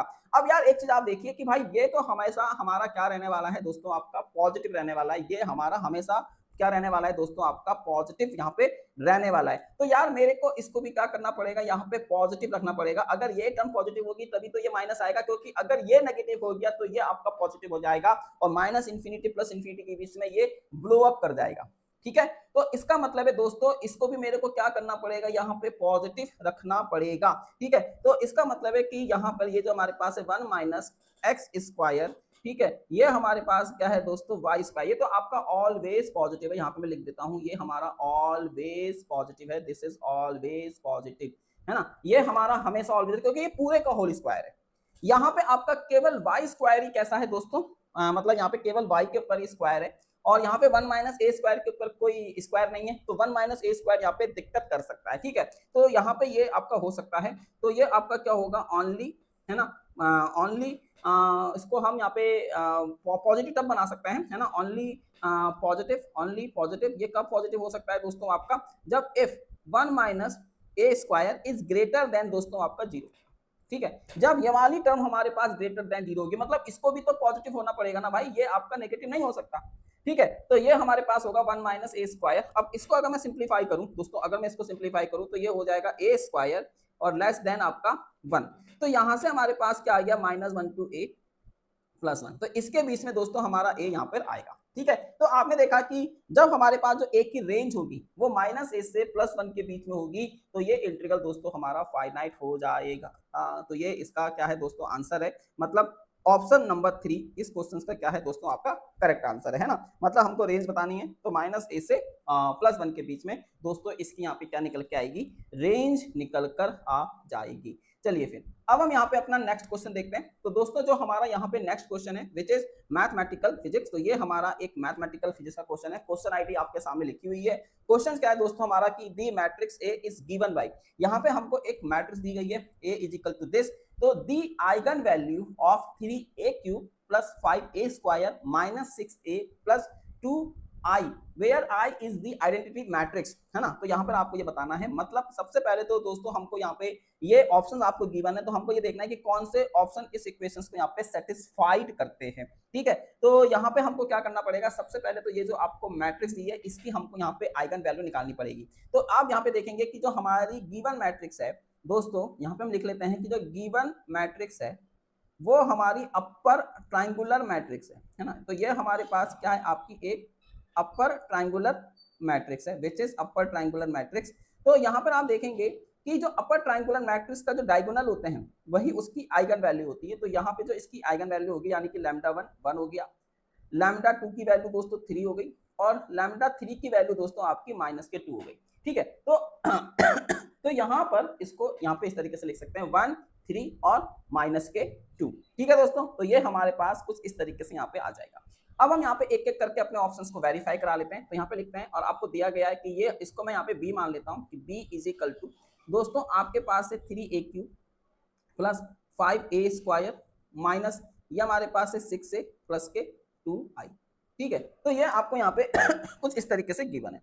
अब हम क्या करते हैं यहाँ पे, हम इसको यहाँ पे चेक करेंगे दी आइगन वैल्यू, है ना, कि कौन कौन सी यहाँ पे हमारे पास है, तो इसके लिए हमको क्या करना है, डायरेक्ट ये कैरेक्टरिस्टिक इक्वेशन बना के इसमें पुट कर दीजिए, मैं डायरेक्ट कर रहा हूँ। तो फॉर ये क्वेश्चन बच्चों वाले क्वेश्चन है, तो फॉर λ इज इक्वल टू 1, तो λ इज इक्वल टू 1 का मतलब क्या है, तो इसको मैं ना एक लैम्डा की फॉर्म में लिख लेता हूँ, ठीक है, आपने पढ़ा होगा वहाँ पे क्ले हैमिल्टन थ्योरम, तो उसमें क्या होता है ना कि जो आइगन वैल्यूज होती है वो इक्वेशन को सेटिस्फाई कर जाती है, तो मीन्स दैट कि मैं अपनी इस इक्वेशन को कुछ इस तरीके से लिख सकता हूँ 3 λ3, है ना, ये हो जाएगा प्लस 5 λ स्क्वायर, और ये हो जाएगा -6 λ और प्लस के 2, ठीक है। अब इसमें हम यहाँ पे पुट कर देते हैं फॉर λ इज इक्वल टू 1, तो λ इज इक्वल टू 1 पुट करने पर तो ये आपका क्यूब हो जाएगा, ये हमारे पास 1 का स्क्वायर हो जाएगा, ये आपका 6 1 हो जाएगा, ये 2 हो जाएगा, और जब आप इसको सिंप्लीफाई करके लेके आओगे तो दोस्तों ये 4 आएगा, है ना। इसी तरीके से फॉर λ इज इक्वल टू 3 के लिए अगर आप चेक करोगे तो ये 10 आएगा, और है ना, मतलब 110 आएगा, और for lambda is equal to -2 के लिए चेक करोगे तो ये दोस्तों 10 आएगा, तो इसका मतलब है 4 आ रहा है, 110 आ रहा है, और दोस्तों 10 आ रहा है, तो कौन सा ऑप्शन हमारा करेक्ट हो जाएगा, तो 4, जिसमें 4 है, तो दोस्तों 4 यहाँ पर है, तो और 4 यहाँ पर है, तो इसका मतलब है ये वाले तो ऑप्शन तो गलत होगा, इसमें आप देखेंगे 4 आ रहा है, 110 आ रहा है, तो ऑप्शन डी हमारा करेक्ट आंसर है, ठीक है, तो ये आपका ऑप्शन डी क्या है दोस्तों, करेक्ट आंसर है। हाँ, मैं यहाँ पर जो भी पेपर आपको सॉल्व करवा रहा हूँ वो हमारा कौन सा ईयर का पेपर है, तो वो हमारा है 20 जून 2024 का ये पेपर है ना, तो आप देख सकते हैं यहाँ पे, मतलब मैं आज यहाँ पे जो भी पेपर डिस्कस कर रहा हूँ वो हमारा क्या है CSIR नेट जून 2024 फिजिक्स पेपर जून 2024 सॉल्यूशंस। ठीक है, तो हम यहाँ पे दोस्तों जून 2024 फिजिक्स का पेपर को सॉल्व कर रहे हैं। ठीक है, हम इस पेपर को दोस्तों आज अपना सॉल्व कर रहे हैं। तो अभी मैं यहाँ पे पार्ट बी का पार्ट, आज हम लेक्चर नंबर 1 कर रहे हैं, फिर हम लेक्चर नंबर 2 करेंगे। देखते हैं कि कितने लेक्चर्स में आपका ये खत्म हो पाता है, क्योंकि भाई मैं ज्यादा टाइम मतलब एक घंटे के लेक्चर यहाँ पे ले सकता हूँ, लंबे लंबे लेक्चर्स है ना मैं नहीं ले सकता। तो जितना 1 आवर में हो पाएगा उतना हम दोस्तों यहाँ पे कवर करने की कोशिश करेंगे। ठीक है, तो ये चीजें आप लोगों को समझ में आ रही हैं, तो दोस्तों अच्छी बात है ना। तो मेरे को बता दीजिए आप लोग, ठीक है, यहाँ पे तो इस तरीके से हम यहाँ पे दोस्तों इसको यहाँ पे कर रहे होंगे। ठीक है, तो चलिए फिर अब हम यहाँ पे अपना नेक्स्ट क्वेश्चन की तरफ आगे बढ़ते हैं और देखते हैं कि यहाँ पे हमारा नेक्स्ट क्वेश्चन क्या है। तो ये हमने कर लिया है ना, ये हमने कर लिया है, ये हमने कर लिया है। और अब हमारे पास नेक्स्ट क्वेश्चन कुछ इस तरीके का है। तो दोस्तों नेक्स्ट क्वेश्चन क्या है, तो नेक्स्ट क्वेश्चन आपके पास है कि vorticity of a vector field B is defined as. तो दोस्तों यहाँ पे हमको वोरिसिटी का मतलब पता है, एक तरीके का करली होता है, भंवर जिसको बोलते हैं, भंवर भंवर भंवर भंवर भंवर। जैसे नदी में भंवर होती है ना, आपने ओशन देखे होंगे है ना, आपने नदी देखी होगी, रिवर देखी होगी, तो रिवर में इस तरीके से भंवर बनती है, तो उसी को हम यहाँ पे वोरिसिटी बोलते हैं। ठीक है, तो ये वो चीज है। तो vorticity of a vector field B is defined as. ठीक है, तो यहाँ पर हमको क्या गिवन है दोस्तों, यहाँ पे लिख लेते हैं गिवन। तो यहाँ पे दोस्तों अगर मैं गिवन लिखता हूँ तो vector B is equal to आपको क्या दिया गया है, डेल क्रॉस बी। ये आपको दोस्तों यहाँ पे गिवन है और साथ में आपको बी यहाँ पे गिवन है। तो बी की वैल्यू दोस्तों आपको यहाँ पे गिवन है। तो बी हमारे पास क्या है, के एक्स वाई जेड और आर कैप, है ना दोस्तों। ये आपको यहाँ पे दोस्तों दिया हुआ है ना। तो अब अगर मैं यहाँ पर अपना डेल क्रॉस बी निकालता हूँ, ठीक है, तो सबसे पहले दोस्तों हम यहाँ पे अपना डेल क्रॉस बी निकाल के देखते हैं। तो डेल क्रॉस बी दोस्तों मेरा यहाँ पे 0 नहीं आना चाहिए। तो एक बार हम अपना डेल क्रॉस बी यहाँ पे कैलकुलेट कर लेते हैं। तो हमको यहाँ पे जो v दिया गया है वो हमारे पास क्या है, डेल क्रॉस बी, है ना। तो अगर हम यहाँ पे डेल क्रॉस बी निकालते हैं तो ये हमारे पास क्या है दोस्तों, डेल क्रॉस बी। अब डेल क्रॉस बी निकालने की तकनीक क्या होती है, तो ये होगा आपके पास आई कैप, ये हो जाएगा जे कैप, और ये दोस्तों हमारे पास क्या होगा यहाँ पे के कैप। ठीक है, और अब पहली बात तो यहाँ पे आप देख सकते हैं कि यार ये चीज ना हमको आर कैप की फॉर्म में दिया हुआ है ना। तो ये हमको किस में दिया हुआ है, आर कैप की फॉर्म में दिया हुआ है। तो आर कैप को मैं क्या लिख सकता हूँ यहाँ पे, vector R upon mod R. तो इसका मतलब हो जाएगा कि ये हो जाएगा X I cap plus Y J cap plus ये हो जाएगा जेड के कैप और डिवाइडेड बाई, और आप इसको लिखेंगे यहाँ पे under root X square plus Y square और प्लस जेड स्क्वायर। तो दोस्तों यार ये ना एक तरीके का बहुत ही मतलब टफ यहाँ पे सिनेरियो है इसको सॉल्व करना। तो मैं यहाँ पे आपको बता देता हूँ कि कुल मिला के जब आप इसको यहाँ पे सिंप्लीफाई करके लेके आओगे तो इसका सिंपल सा मतलब है कि यहाँ पे जो डेल क्रॉस बी होगा वो नॉट इक्वल टू दोस्तों 0 होगा। मतलब ये 0 नहीं होगा, है ना। तो ये 0 नहीं हो सकता, क्यों, क्योंकि अगर यहाँ पे जो मेरा बी होता, अगर दोस्तों यहाँ पे जो मेरा बी होता, अगर ये एक कांस्टेंट या यूनिफॉर्म मैग्नेटिक फील्ड होता, क्योंकि यहाँ पे जो मेरा बी है ना दोस्तों, जो यहाँ पे अगर आप देखोगे तो जो मेरा बी है वो आपका एक्स वाई जेड के ऊपर डिपेंड कर रहा है। यानी कि यहाँ पे जो मेरा बी है, जो यहाँ पे दोस्तों मेरा बी है वो आपका डिपेंड कर रहा है, depends on X Y Z, यानी कि ये एक वेरिएबल मैग्नेटिक फील्ड है। This is a variable magnetic field. तो अगर ये हमारा एक वेरिएबल मैग्नेटिक फील्ड है तो that's why del cross B not equal to 0। तो ये हमारा 0 नहीं हो सकता। ये हमारा 0 कभी होगा, इसके लिए केवल एक ही कंडीशन है, व्हेन v इज कांस्टेंट या यूनिफॉर्म फील्ड, है ना। अगर ये एक यूनिफॉर्म फील्ड होगा तभी हमारा डेल क्रॉस बी आपका 0 निकल कर आ सकता है। दैट्स व्हाई ये हमारा 0 निकल के नहीं आएगा। ठीक है, तो अगर ये हमारा 0 निकल के, तो इसका मतलब समझ में आया कि डेल क्रॉस बी हमारा यहाँ पे नॉट इक्वल टू 0 है। तो अगर हमारे पास ये नॉट इक्वल टू 0 है तो इसका मतलब क्या होगा दोस्तों, इसका सिंपल सा मतलब है कि जो हमारा कर्ल बी होगा वो परपेंडिकुलर टू होगा मैग्नेटिक फील्ड। ठीक है, अगर डेल क्रॉस बी हमारा नॉट इक्वल टू 0 है, अगर del cross B not equal to 0 है तो इसका मतलब सिंपल सा है दोस्तों कि वो हमारा दिए हुए मैग्नेटिक फील्ड के परपेंडिकुलर होगा। तो इसका मतलब है कि क्योंकि देखो velocity is a null vector, नहीं आ सकता, ये नल वेक्टर आ नहीं सकता, क्यों, नॉट इक्वल टू 0 आएगा। Velocity is parallel to the, नहीं हो सकता, पैरेलल नहीं हो सकता ये आपका। तो इसका मतलब है कि यहाँ पर जो हमारा फोर्थ ऑप्शन है, velocity is perpendicular to the vector field everywhere, yes, है ना, क्योंकि del cross B is not equal to 0, तो that's why it is perpendicular to given field vector. ठीक है, तो आई होप आपको ये क्वेश्चन यहाँ पे समझ में आया होगा। देखो भाई इसके लिए ना आपको वेक्टर कैलकुलस बहुत अच्छे से आना चाहिए। अगर आपको वेक्टर कैलकुलस आता है तो आप इस क्वेश्चन को कर ले जाओगे। ठीक है, तो ये मैंने आपको दोस्तों यहाँ पे बताया। अब हम यहाँ पे अपना क्वेश्चन करते हैं। तो आप देख सकते हैं कि कम्यूटेटर ब्रैकेट का ये तीसरा क्वेश्चन है। तो आप मतलब सॉरी क्वांटम मैकेनिक्स का ये अभी तक का तीसरा क्वेश्चन है ना। इससे पहला वाला क्वेश्चन में हमने क्या देखा था, कि हमारा कम्यूटेटर ब्रैकेट सॉल्व किया था। उसके बाद वाले क्वेश्चंस में हमने एंगुलर मोमेंटम वाला क्वेश्चन देखा। अब यहाँ पे आप देख सकते हैं कि ये वाला, मतलब पार्ट बी में अभी तक आपके 3 क्वेश्चंस तो आ ही चुके हैं, किससे? क्वांटम मैकेनिक्स से। तो that's why quantum mechanics is very very important for CSIR NET and GATE examinations. ठीक है, तो इसको आप स्किप ना करें। और देखो बहुत ही बेसिक क्वेश्चन आपके सामने है यहाँ पे, if A and B are Hermitian operator and C is an anti Hermitian operator. मतलब आपसे बोला गया है कि ए हमारा एक आपका यहाँ पे हर्मिशन ऑपरेटर है, बी यहाँ पर आपका एक बी भी आपका हर्मिशन ऑपरेटर है और सी आपका एंटी हर्मिशन ऑपरेटर है। तो आपको पता है कि अगर ए मेरा हर्मिशन ऑपरेटर है तो इसका जो डैगर होगा वो ए के ही बराबर होगा। अगर बी भी मेरा हर्मिशन ऑपरेटर है तो इसका डैगर आपका बी के ही इक्वल होगा। वहीं पर आपसे बोला गया है कि C is an anti Hermitian operator, तो दिस इज माइनस का सी होगा। ठीक है, तो ये आपको कंडीशन गिवन है। अब आपसे बोला गया है कि यहाँ पर आप देख सकते हैं कि ये हमको कम्यूटेटर दिया गया है, यानी कि कम्यूटेटर ए ऑफ बी मतलब इस हर्मिशन। तो सबसे पहले तो चलो दोस्तों मैं इसी को सॉल्व कर लेता हूँ, है ना। हम यहाँ पे क्या निकालते हैं अपना, तो सबसे पहले हम यहाँ पे अपना ए क्रॉस मतलब ये, इसको दोस्तों हम यहाँ पे सॉल्व करने की कोशिश करते हैं। हम देखते हैं क्या ये आपका हर्मिशन आएगा या ये आपका एंटी हर्मिशन आएगा। तो इसके लिए हम पहले क्या करेंगे, अपना ए बी का कम्यूटेटर ब्रैकेट सॉल्व करेंगे। तो इसका ले लेंगे यहाँ पे हम डैगर। ठीक है, अगर मैं यहाँ पे इसका डैगर लेता हूँ तो ये हो जाएगा ए बी माइनस का, इसको लिखेंगे यहाँ पे बी ए, और ये क्या है दोस्तों इसका डैगर। तो इसको मैं दोस्तों अब लिखूंगा तो ये हमारे पास क्या हो जाएगा, तो ये हो जाएगा ए बी का डैगर। ठीक है, और माइनस ये हो जाएगा आपके पास बी ए का डैगर। और इसको अगर मैं लिखूंगा तो ये होगा बी डैगर, ये हो जाएगा ए डैगर, माइनस दोस्तों ये होगा हमारे पास ए डैगर और ये हो जाएगा बी डैगर। अब यहाँ पे बी ए हर्मिशन ऑपरेटर है तो इसकी वैल्यू बी हो जाएगी, इसकी वैल्यू ए हो जाएगी, इसकी वैल्यू ए हो जाएगी, इसकी वैल्यू बी हो जाएगी। और अगर मैं यहाँ से माइनस साइन कॉमन ले लूँ तो माइनस साइन कॉमन ले लेंगे तो ये आपका हो जाएगा ए बी, और माइनस का दोस्तों ये हो जाएगा आपका बी ए। तो इसको क्या मैं ऐसे करके लिख सकता हूँ, माइनस ए बी। तो आपने देखा कि ये जो हमारे पास है ए कॉमा बी, ये जो हमारे पास निकल के आया ये किसके इक्वल है, ये माइनस का ए बी का इक्वल है। दैट्स वाई कि इसका मतलब है कि ये हमारा कैसा है दोस्तों, आपका एंटी हर्मिशन। तो इसको हम क्या बोलेंगे कि ये आपका एक एंटी हर्मिशन है ना। तो ये वाला जो ब्रैकेट है दोस्तों ये हमारा क्या है, यहाँ पे एंटी हर्मिशन है। और इस चीज को मैं यहाँ पे क्या कर लेता हूँ, लेट इसको दोस्तों मैं यहाँ पे x मान लेता हूँ, यानी कि जो मेरा x है वो आपका ए बी हो जाएगा। ठीक है, तो इसका मतलब है कि इसको हम इस तरीके से यहाँ पे दोस्तों लिख सकते हैं। ठीक है, मैंने इस कम्यूटेटर ब्रैकेट को यहाँ पे x मान लिया क्योंकि अब मेरे को इसको सॉल्व करना है। तो यहाँ पर अगर मैं इसको सॉल्व करता हूँ, ठीक है, तो ये आपका क्या हो जाएगा, तो हमको क्या दिया था ए कॉमा बी, ठीक है, और ये हमारे पास था सी। तो यार इसको मैंने यहाँ पे x मान लिया था तो इसको मैं यहाँ पे अपना x लिख लेता हूँ और ये हो जाएगा हमारे पास c।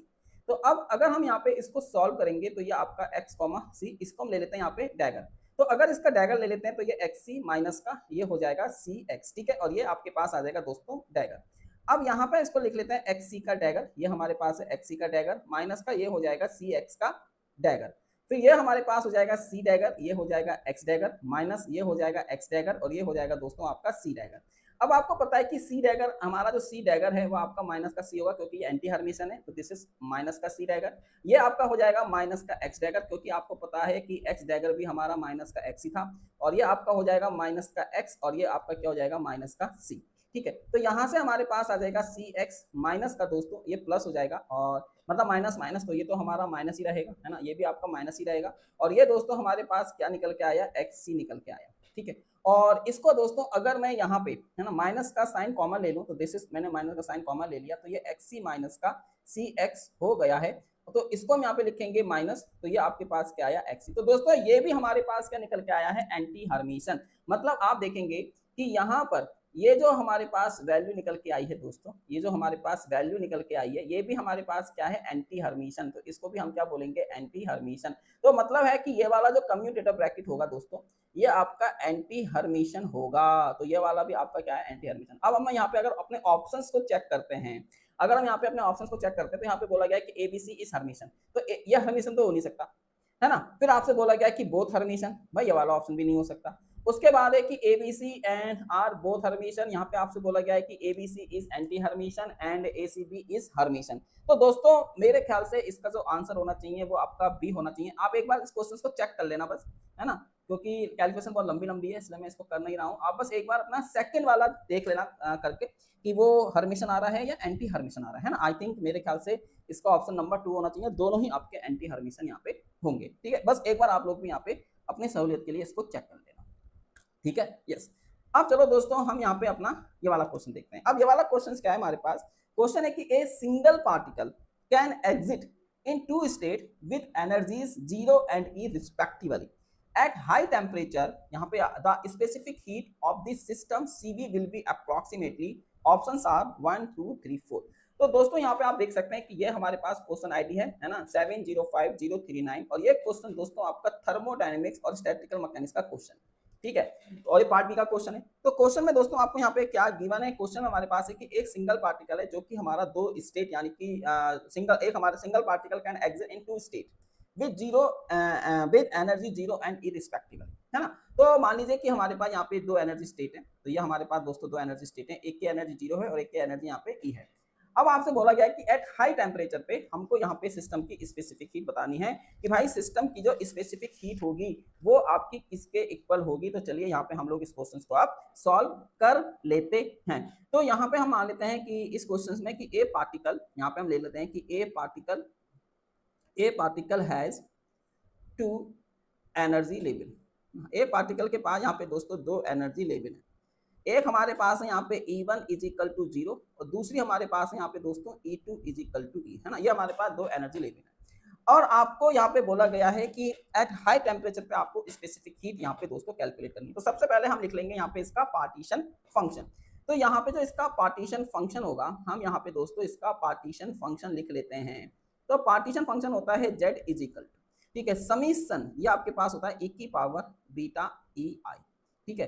तो इसको अगर मैं ओपन करूं तो E की पावर माइनस के बीटा E1 और प्लस E की पावर माइनस के बीटा E2।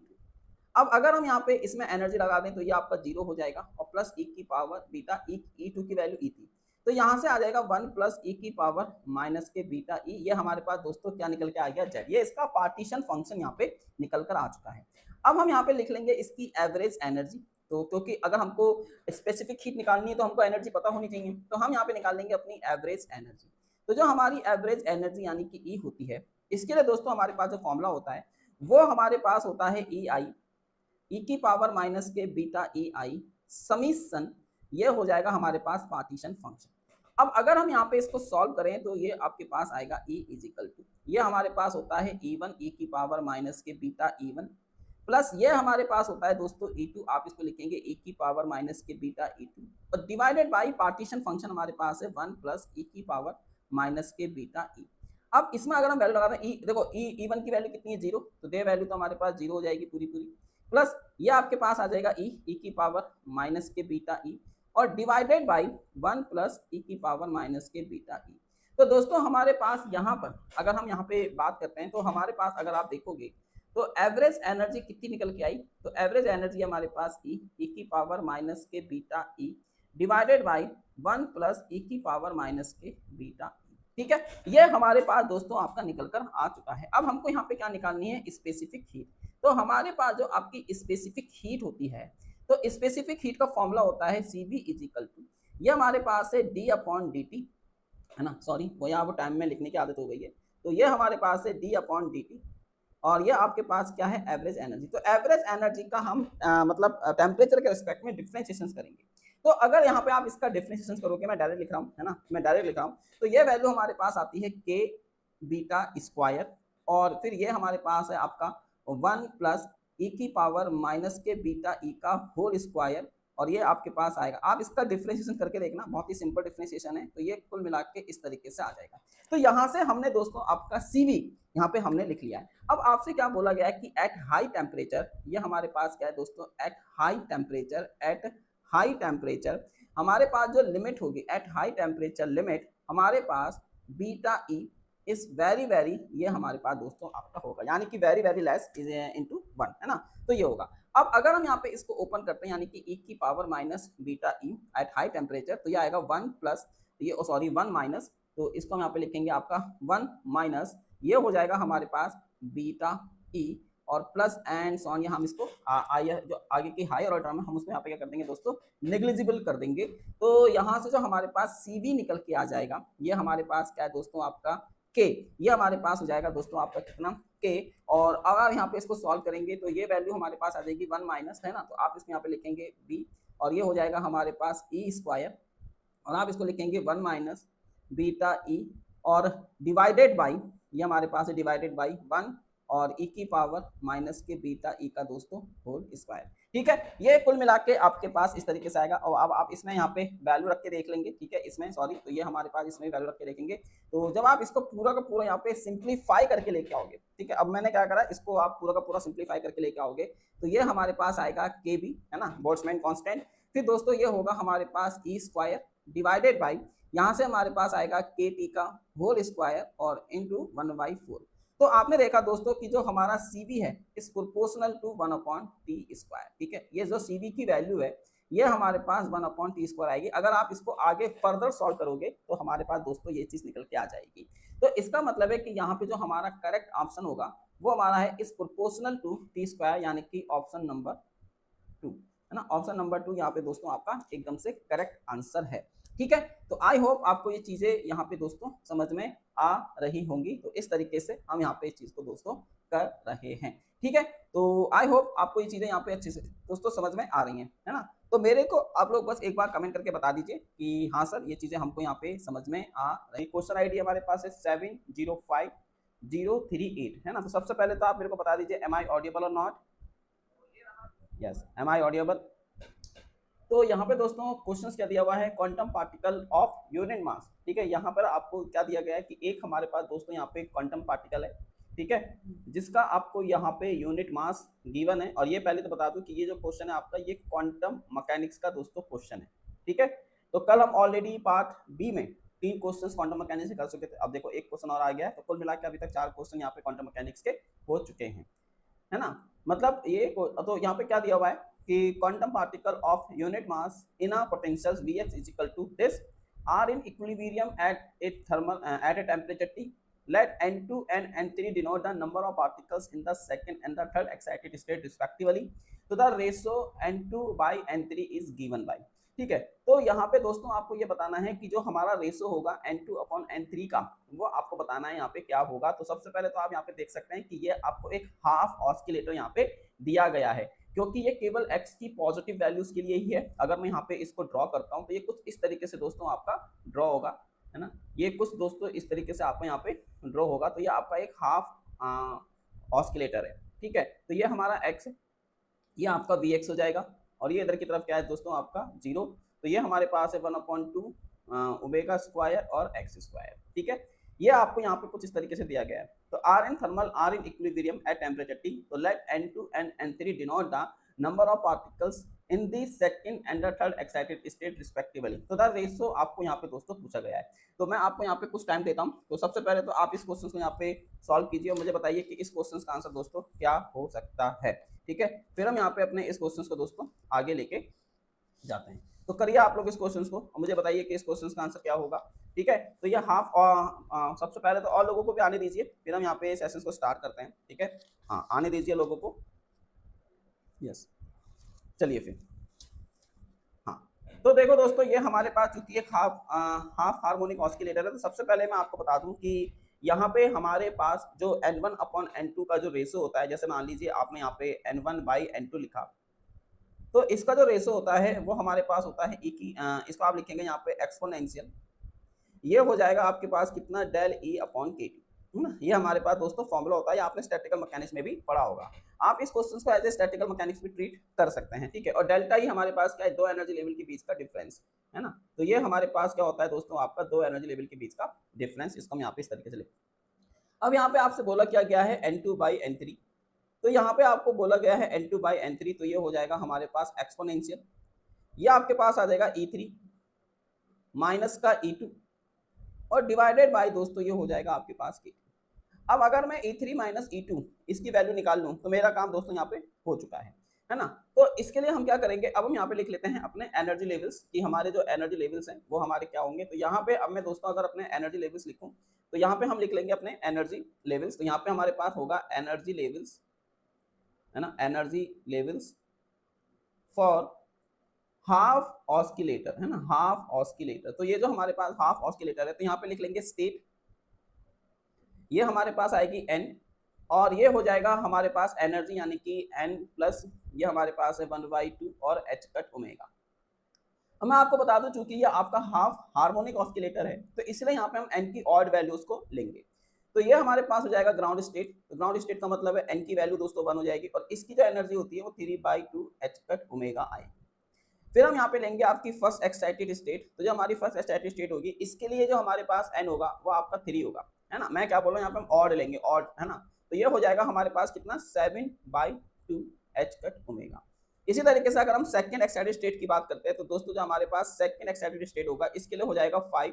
तो ये हमारे पास आ जाएगा 11/2 h कट ओमेगा। फिर यहाँ पे हमारे पास जो थर्ड एक्साइटेड स्टेट निकल के आएगी, तो थर्ड, तो इसके लिए हमारे पास आ जाएगा 7 और इसकी वैल्यू होगी हमारे पास 15/2 h कट ओमेगा, है ना। तो ये हमारे पास निकल के आया। तो यहाँ पे आप देख सकते हैं कि अगर हम अब देखो यहाँ पे हमारे पास ये सब चीज आ गया, हमको क्या निकालनी है, second and third excited state. तो हमको second and third excited state के बारे में यहाँ पे दोस्तों बात करनी है। तो यहाँ से निकाल लेंगे डेल्टा ई। तो डेल्टा ई की वैल्यू क्या हो जाएगी, तो डेल्टा ई की वैल्यू हो जाएगी E3 माइनस का E2। तो दोस्तों E3 की वैल्यू कितनी है, तो E3 की वैल्यू है 15/2 माइनस के, ये हो जाएगी आपके पास 11/2 और आप इसको लिखेंगे यहाँ पे h कट ओमेगा। तो यहाँ से डेल्टा ई की वैल्यू कितनी आ गई, तो डेल्टा ई की वैल्यू आ गई है 2h कट ओमेगा। ठीक है, तो यहाँ से दोस्तों हमने इसकी वैल्यू को इस तरीके से कैलकुलेट कर लिया है।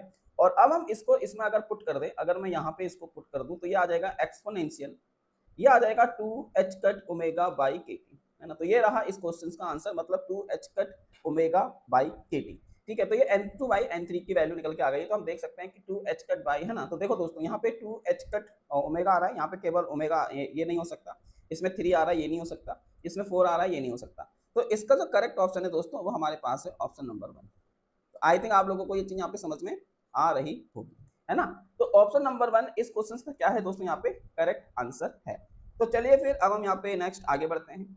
तो अगर हम यहाँ पे अगला क्वेश्चन देखें तो नेक्स्ट क्वेश्चन क्या है हमारे पास, तो क्वेश्चन आईडी है दोस्तों हमारे पास यहाँ पे 705025 और ये क्वेश्चन भी दोस्तों आप देख सकते हैं क्वांटम मैकेनिक्स का क्वेश्चन है, मतलब ये क्वेश्चन भी आपका दोस्तों यहाँ पे क्वांटम मैकेनिक्स का क्वेश्चन है।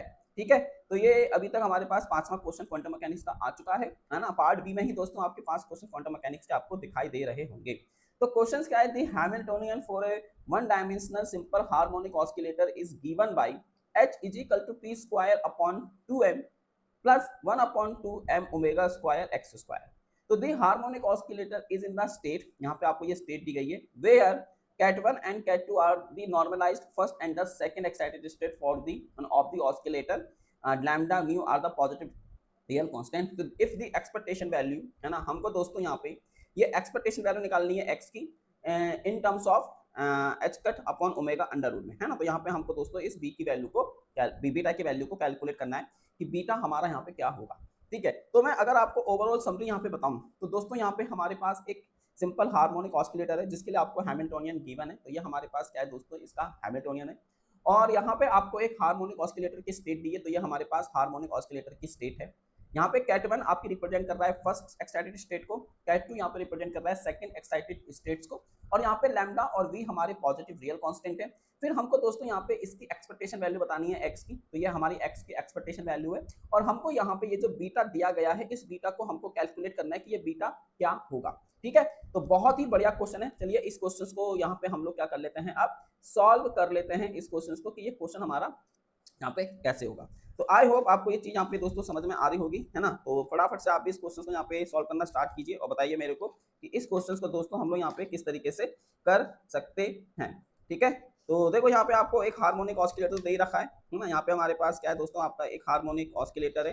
तो इसको हम क्या करेंगे यहाँ पे अब आपका सॉल्व करेंगे। ठीक है, तो सबसे पहले हम यहाँ पे लिख लेते हैं गिवन डेट कि हमको यहाँ पे दोस्तों क्या दिया गया है। तो यहाँ पे लिख लेते हैं दोस्तों हम अपना गिवन डेट। तो गिवन डेट में दोस्तों आपको यहाँ पे साइन स्टेट दी गई है। तो साइन इज इक्वल टू दोस्तों हमारे पास है 1 अपॉन अंडर रूट, ये हमारे पास है 1 प्लस लैम्डा का स्क्वायर, और ये आपको दिया गया है दिस प्लस ये आपको दिया गया है लैम्डा ई की पावर आई थीटा, और ये हमारे पास क्या है कैट 2। ठीक है, ये हमारे पास दोस्तों इस तरीके का यहाँ पे दिया गया है। अब मैं यहाँ पे इसकी ग्राफ फॉर्म लिख लेता हूँ, क्यों, क्योंकि हमको एक्सपेक्टेशन वैल्यू निकालनी है, तो इसके लिए हमको यहाँ पे इसकी ग्राफ फॉर्म भी चाहिए। तो यहाँ पे जो इसकी ग्राफ फॉर्म होगी वो कुछ इस तरीके से हो जाएगी 1 प्लस लैम्डा स्क्वायर, और ये हमारे पास क्या है आपका, इसको हम इस तरीके से लिख लेंगे, और प्लस ये आएगा आपका लैम्डा ई की पावर माइनस के आई थीटा, और ये आपके पास दोस्तों कुछ इस तरीके से यहाँ पे आ जाएगा। ठीक है। अब हमको यहाँ पे निकालना क्या है दोस्तों, हमको यहाँ पे फाइंड क्या करना है, तो हमको यहाँ पे फाइंड करना है साइन, ये हमारे पास है एक्स, फिर आपको दिया यहाँ पे साइन, और किसका यहाँ पे निकालना है बीटा, और ये हमारे पास है under root H cut M omega, और यहाँ पे दोस्तों हमको ये जो बीटा है इसकी वैल्यू को कैलकुलेट करना है। ठीक है, यहाँ पे हमको इसकी वैल्यू कैलकुलेट करना है। अब आपको पता है कि x हमारा क्या होता है, तो यहाँ पे मैं अगर अपना x लिख लूँ तो x हमारे पास जो होता है वो हमारे पास होता है अंडर रूट, आप यहाँ पे इसको लिखेंगे एच कट, ये हमारे पास हो जाएगा 2m ओमेगा, और ये होता है हमारे पास a डैगर प्लस का a, यहाँ पे a डैगर को हम बोलते हैं राइजिंग ऑपरेटर, और a हमारे पास होता है दोस्तों आपका लोअरिंग ऑपरेटर। ठीक है, ये आपको दोस्तों पता होगा। अब मैं इसकी वैल्यू भी यहाँ पे लिख देता हूँ कि अगर मान लीजिए दोस्तों, है ना, अगर मान लीजिए कि मैं a, ये जो मेरे पास लोअरिंग ऑपरेटर है, अगर मैं इसको किसी स्टेट n के ऊपर ऑपरेट करता हूँ तो ये मेरे को क्या देता है रूट n, और ये आपको देगा यहाँ पे n माइनस वन, एक स्टेट डाउन कर देता है ना। इसी तरीके से अगर मैं अपने a डैगर को किसी स्टेट n के ऊपर ऑपरेट करता हूँ तो ये मेरे को eigen value root n plus one देता है, और ये एक स्टेट इसको अप कर देता है। ठीक है, इस तरीके से ये इस एक स्टेट को दोस्तों आपका अप कर देगा। ठीक है, तो ये रहा। अब चलिए हम यहाँ पे अपने इस क्वेश्चन को सॉल्व करते हैं। तो सबसे पहले हम यहाँ पे अपनी वैल्यूज को दोस्तों पुट करते हैं। तो ये जो हमको दिया गया है साइन, ये हमारे पास है x, ये हमारे पास क्या है दोस्तों साइन। अब इसमें अगर मैं यहाँ पे अपनी वैल्यू लगाता हूँ तो ये होगा मेरे पास साइन।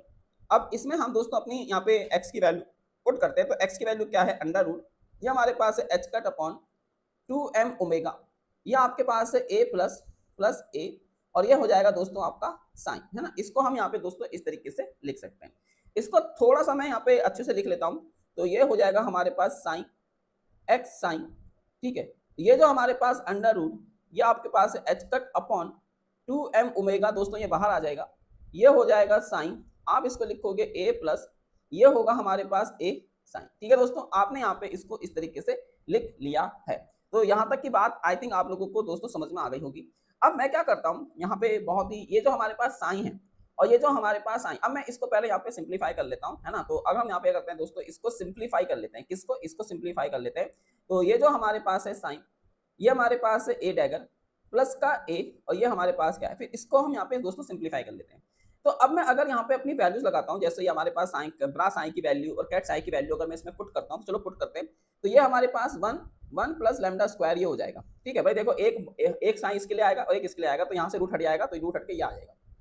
ठीक है, फिर ये दोस्तों हमारे पास हो जाएगा कितना, अब आप इसमें अगर अपने वैल्यूज को डालते हो तो ये हमारे पास कुछ इस तरीके से हो जाएगा 1, है ना। और इसको मैं दोस्तों अगर ऐसे रहने दो अभी सिंप्लीफाई, है ना, इसको अभी हम फिलहाल के लिए ऐसे रहने देते हैं, तो ये कुछ इस तरीके से हो जाएगा, है ना। ये हो जाएगा लैम्डा ई की पावर आई वी, ये हमारे पास है, और ये हो जाएगा 1x2, इसको मैं ऐसे रहने देता हूँ, फिर प्लस, है ना, ये हो जाएगा लैम्डा, इसको लिख लेते हैं e की पावर माइनस आई थी, सॉरी ये आई और थीटा लिखने की आदत हो गई, है ना। तो ये हो जाएगा हमारे पास न्यू, तो इसको हम यहाँ पे लिख लेंगे, न्यू है वी है पता नहीं। ठीक है, तो ये आपके पास हो जाएगा आपका 2x1, इसको हम इस तरीके से लिख लेंगे, और प्लस फिर दोस्तों ये हो जाएगा आपका लैम्डा स्क्वायर, ये हो जाएगा 2 और x, और यहाँ पे आ जाएगा 2, और आप इसको इस तरीके से कर सकते हैं। अब दोस्तों अगर हमारी दोनों स्टेट सेम है, अगर हमारी दोनों स्टेट सेम है, यानी कि ब्रा हमारे पास 1 है और कैट भी हमारे पास 1 है, तो इसकी जो एक्सपेक्टेशन वैल्यू होती है वो 0 होती है। सिमिलरली दोस्तों इसकी एक्सपेक्टेशन वैल्यू भी आपकी 0 हो जाएगी। तो यहाँ से हमारे पास 1 प्लस लैम्डा स्क्वायर बचेगा, और ये आपके पास क्या आएगा दोस्तों, तो यहाँ से हमारे पास आएगा लैम्डा ई की पावर आई न्यू, और ये हो जाएगा हमारे पास 1x2, इसको हम इस तरीके से लिख लेंगे, प्लस ये हो जाएगा लैम्डा ई की पावर माइनस के आई न्यू, ये हो जाएगा 2x1। ठीक है, इसको हमने दोस्तों यहाँ पे इस तरीके से लिख लिया। कोई दिक्कत अभी तक यहाँ पे, किसी तरीके की कोई दिक्कत यहाँ पे नहीं है। ठीक है, अब इसमें से भी दोस्तों आपका लैम्डा बाहर आ रहा है, तो लैम्डा मैंने बाहर निकाल लिया, तो 1 प्लस ये आपका लैम्डा स्क्वायर हो गया, और यहाँ से आप देखेंगे कि ई आई न्यू।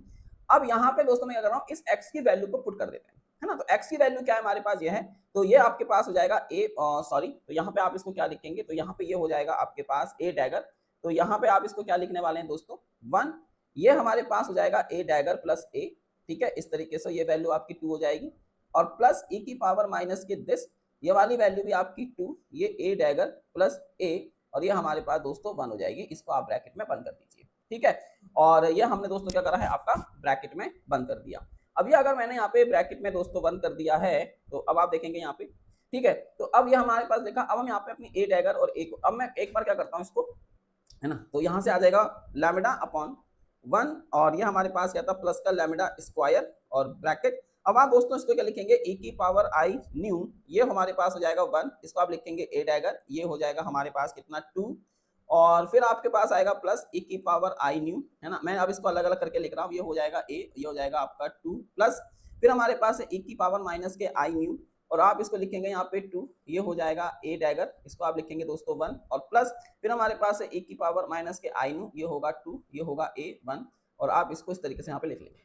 अब दोस्तों यहाँ पे हम इसको इसके ऊपर ऑपरेट करेंगे, ठीक है। अब अगर मैं ए डैगर को 2 के ऊपर ऑपरेट करूंगा तो ये एक स्टेट बढ़ा के ही देगा, है ना। आपको पता है कि भाई अगर मैं ए डैगर को 2 के ऊपर ऑपरेट करूंगा तो ये इसको कैट 3 कर देगा, तो इसका मतलब है फिर यहाँ पे ये वैल्यू आपकी 0 हो जाएगी, क्योंकि ये आपके पास क्या है ब्रा 1 और ये हो जाएगा कैट 3, तो इसका इनर प्रोडक्ट तो 0 हो जाएगा, है ना। अब आप यहाँ पे देखिए, ये हमारे पास लोअरिंग ऑपरेटर है, तो अगर मैं इसको इसके ऊपर ऑपरेट करूंगा इस 2 के ऊपर, तो ये एक स्टेट को कम कर देगा, तो यहाँ से ये हमको क्या देगा, तो ये हमको क्या देगा दोस्तों, तो ये हमको देने वाला है यहाँ पे √2, है ना, √2, और ये आपको देगा दिस, है ना, ये, तो ये आपको इस तरीके से देगा। फिर यहाँ पे आएगा, अब ये आपको क्या देगा, तो दोस्तों अब अगर मैं इसको इसके ऊपर ऑपरेट करूंगा तो ये आपको दे देगा कितना 2, 1 + 1, और ये आपको देगा रूट, है ना, मतलब कैट 2, और यहाँ पर ये फिर से क्या कर देगा दोस्तों, इसको 0 कर देगा, मतलब ये आपका जो कैट 1 है इसको 0 कर देगा। तो यहाँ से हमारे पास लैम्डा 1 + लैम्डा स्क्वायर, और ये आ जाएगा e की पावर i न्यू, है ना, और यहाँ से आप देखोगे तो ये मेरे पास क्या बचा, √2 आपका बाहर आ जाएगा, ये हमारे पास 1 और 1 बचेगा, प्लस e की पावर माइनस के i न्यू। अब दोस्तों ये हमारे पास है आपका 2, और ये वाली वैल्यू भी आपके पास आ जाएगी 2, और ये आपके पास क्या बचा √2, ठीक है, इस तरीके से। यहाँ से दोस्तों आपका √2 बाहर आ जाएगा पूरे में से, तो पूरे में से आपने अपना √2 को बाहर निकाल लिया, और ये 1 प्लस का लैम्डा स्क्वायर यहाँ से आ गया, ये वैल्यू आपके पास है e की पावर i न्यू और प्लस e की पावर माइनस के i न्यू। अब आप दोस्तों इसमें क्या कर सकते हैं, 2 से मल्टीप्लाई कर सकते हैं और 2 से डिवाइड कर सकते हैं। तो जब आप इसमें 2 से मल्टीप्लाई और 2 से डिवाइड करेंगे तो ये हमारे पास हो जाएगा कॉस, तो ये आपके पास आ गया 2, ये हमारे पास है √2, ये हो जाएगा लैम्डा, ये हो जाएगा 1 + लैम्डा स्क्वायर, और आप इसको क्या लिख सकते हैं, कॉस न्यू, ठीक है। तो ये हमारे पास दोस्तों आपका कितना निकल के आ गया है यहाँ पे, कॉस न्यू। अब इस पूरे को दोस्तों, है ना, ये जो हमारे पास आया 2, ये वैल्यू हमारे पास है √2 डिवाइडेड बाई, ये आपके पास है 1 + लैम्डा स्क्वायर, और ये हमारे पास कितना है, कॉस न्यू। अब आपको पता है कि हमारे पास स्टार्टिंग में ये चीज भी थी, है ना, भाई ये चीज आपके मल्टीप्लाई में आ रही है, तो इससे मैं क्या करता हूँ, इसको दोस्तों मल्टीप्लाई कर देता हूँ। अब मैं क्या करता हूँ, इससे इसको मल्टीप्लाई कर देता हूँ, तो √ ये हमारे पास है h/2m ओमेगा, इससे दोस्तों हम क्या करते हैं, इसको मल्टीप्लाई कर देते हैं, तो इस वाले √2 से ये वाला √2 आपका कैंसिल हो जाएगा, तो ये बचेगा 2 लैम्डा अपॉन 1 + लैम्डा स्क्वायर, ये हमारे पास है कॉस न्यू, और ये आपके पास आएगा √h/m ओमेगा। और दोस्तों हमको यहाँ पर इसी की वैल्यू को कैलकुलेट करना था, आप यहाँ पे देख सकते हैं कि हमको बीटा निकालना है, किसका, इसका फैक्टर।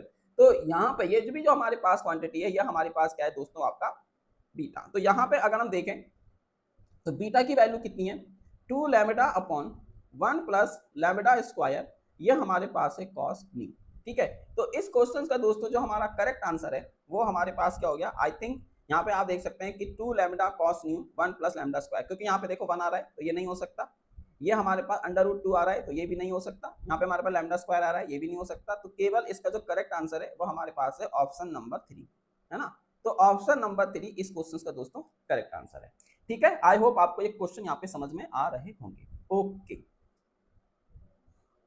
अब चलो हम करते हैं यहाँ पे अपना क्वेश्चन नंबर 3, है ना। अब देखो दोस्तों ये क्वेश्चन भी आपका किसका है, क्वांटम मैकेनिक्स का क्वेश्चन है भाई, पार्ट बी में इस बार भर भर के क्वांटम मैकेनिक्स डाला गया है, ठीक है। जून 2024 का हम जो क्वेश्चन पेपर सॉल्व कर रहे हैं उसमें पार्ट बी के अंदर क्वांटम मैकेनिक्स के 6 क्वेश्चन आ चुके हैं अभी तक।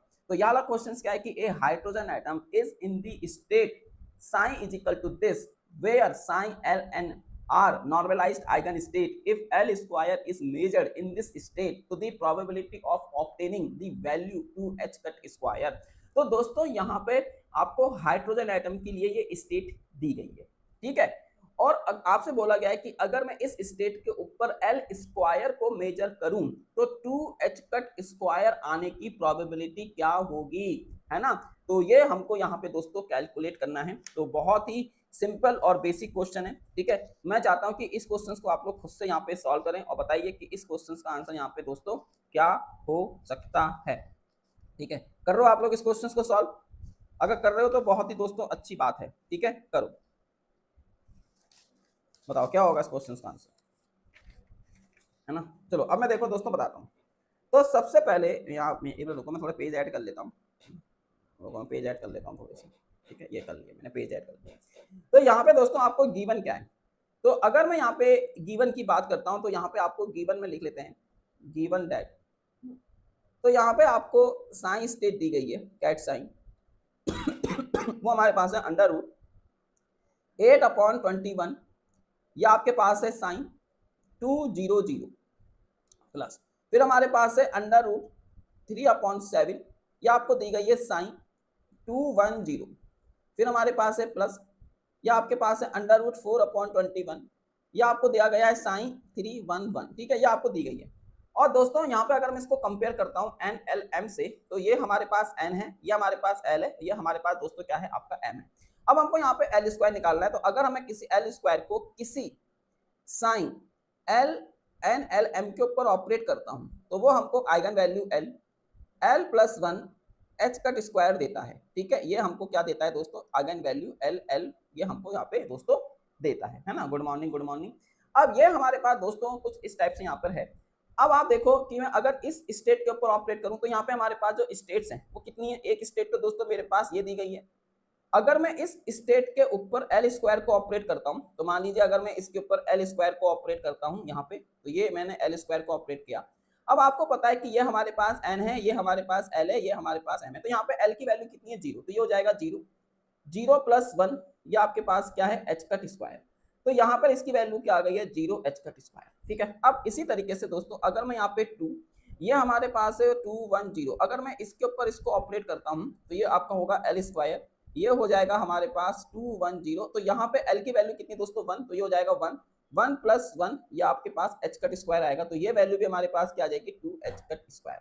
इसी तरीके से दोस्तों ये हमारे पास है साइन, अगर मैं यहाँ पर इसको तीसरी स्टेट क्या है हमारे पास 311, तो यहाँ पर भी एल की वैल्यू कितनी है दोस्तों, हमारे पास 1 है, तो ये आपके पास हो जाएगा साइन 311, तो यहाँ पे एल की वैल्यू कितनी है 1, तो ये आएगा 1 प्लस 1, और आप इसको लिखेंगे यहाँ पे एच कट स्क्वायर, तो ये वैल्यू हमारे पास क्या आ जाएगी, 2 एच कट स्क्वायर। अब हमसे बोला क्या गया है कि यहाँ पे हमको प्रोबेबिलिटी कैलकुलेट करनी है 2 एच कट स्क्वायर की, तो आप देखेंगे 2 एच कट स्क्वायर हमारे पास एक इसमें आ रहा है और एक दोस्तों हमारे पास इसमें आ रहा है, तो कौन सी स्टेट में आ रहा है, 210 और 311 में। तो यहाँ पे अगर आप देखेंगे तो हम क्या करते हैं दोस्तों, अब प्रोबेबिलिटी निकालने के लिए हम यहाँ पे ये ले लेंगे, इसका स्क्वायर कर लेंगे, और दोस्तों यहाँ पे हम इसका स्क्वायर कर लेंगे, ठीक है, तो ये हमारे पास क्या हो जाएगा, तो इसको हम यहाँ पे लिखेंगे, तो नाउ प्रोबेबिलिटी, तो नाउ फाइंड probability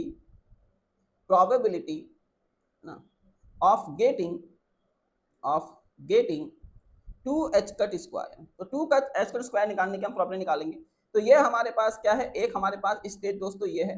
अब इस स्टेट के लिए हमारे पास कितना आ जाएगा, 3/7 है ना, ये 3/7 इस स्टेट की क्या है दोस्तों, प्रोबेबिलिटी है, ये 3/7 इस स्टेट की प्रोबेबिलिटी है, ठीक है। फिर अगर हम यहाँ पे निकालें 311 पे, तो इस स्टेट की प्रोबेबिलिटी क्या आएगी, 4/21, ये हमारे पास इस स्टेट के लिए क्या है दोस्तों, आपकी प्रोबेबिलिटी है ना, ये हमारे पास इस स्टेट की प्रोबेबिलिटी है।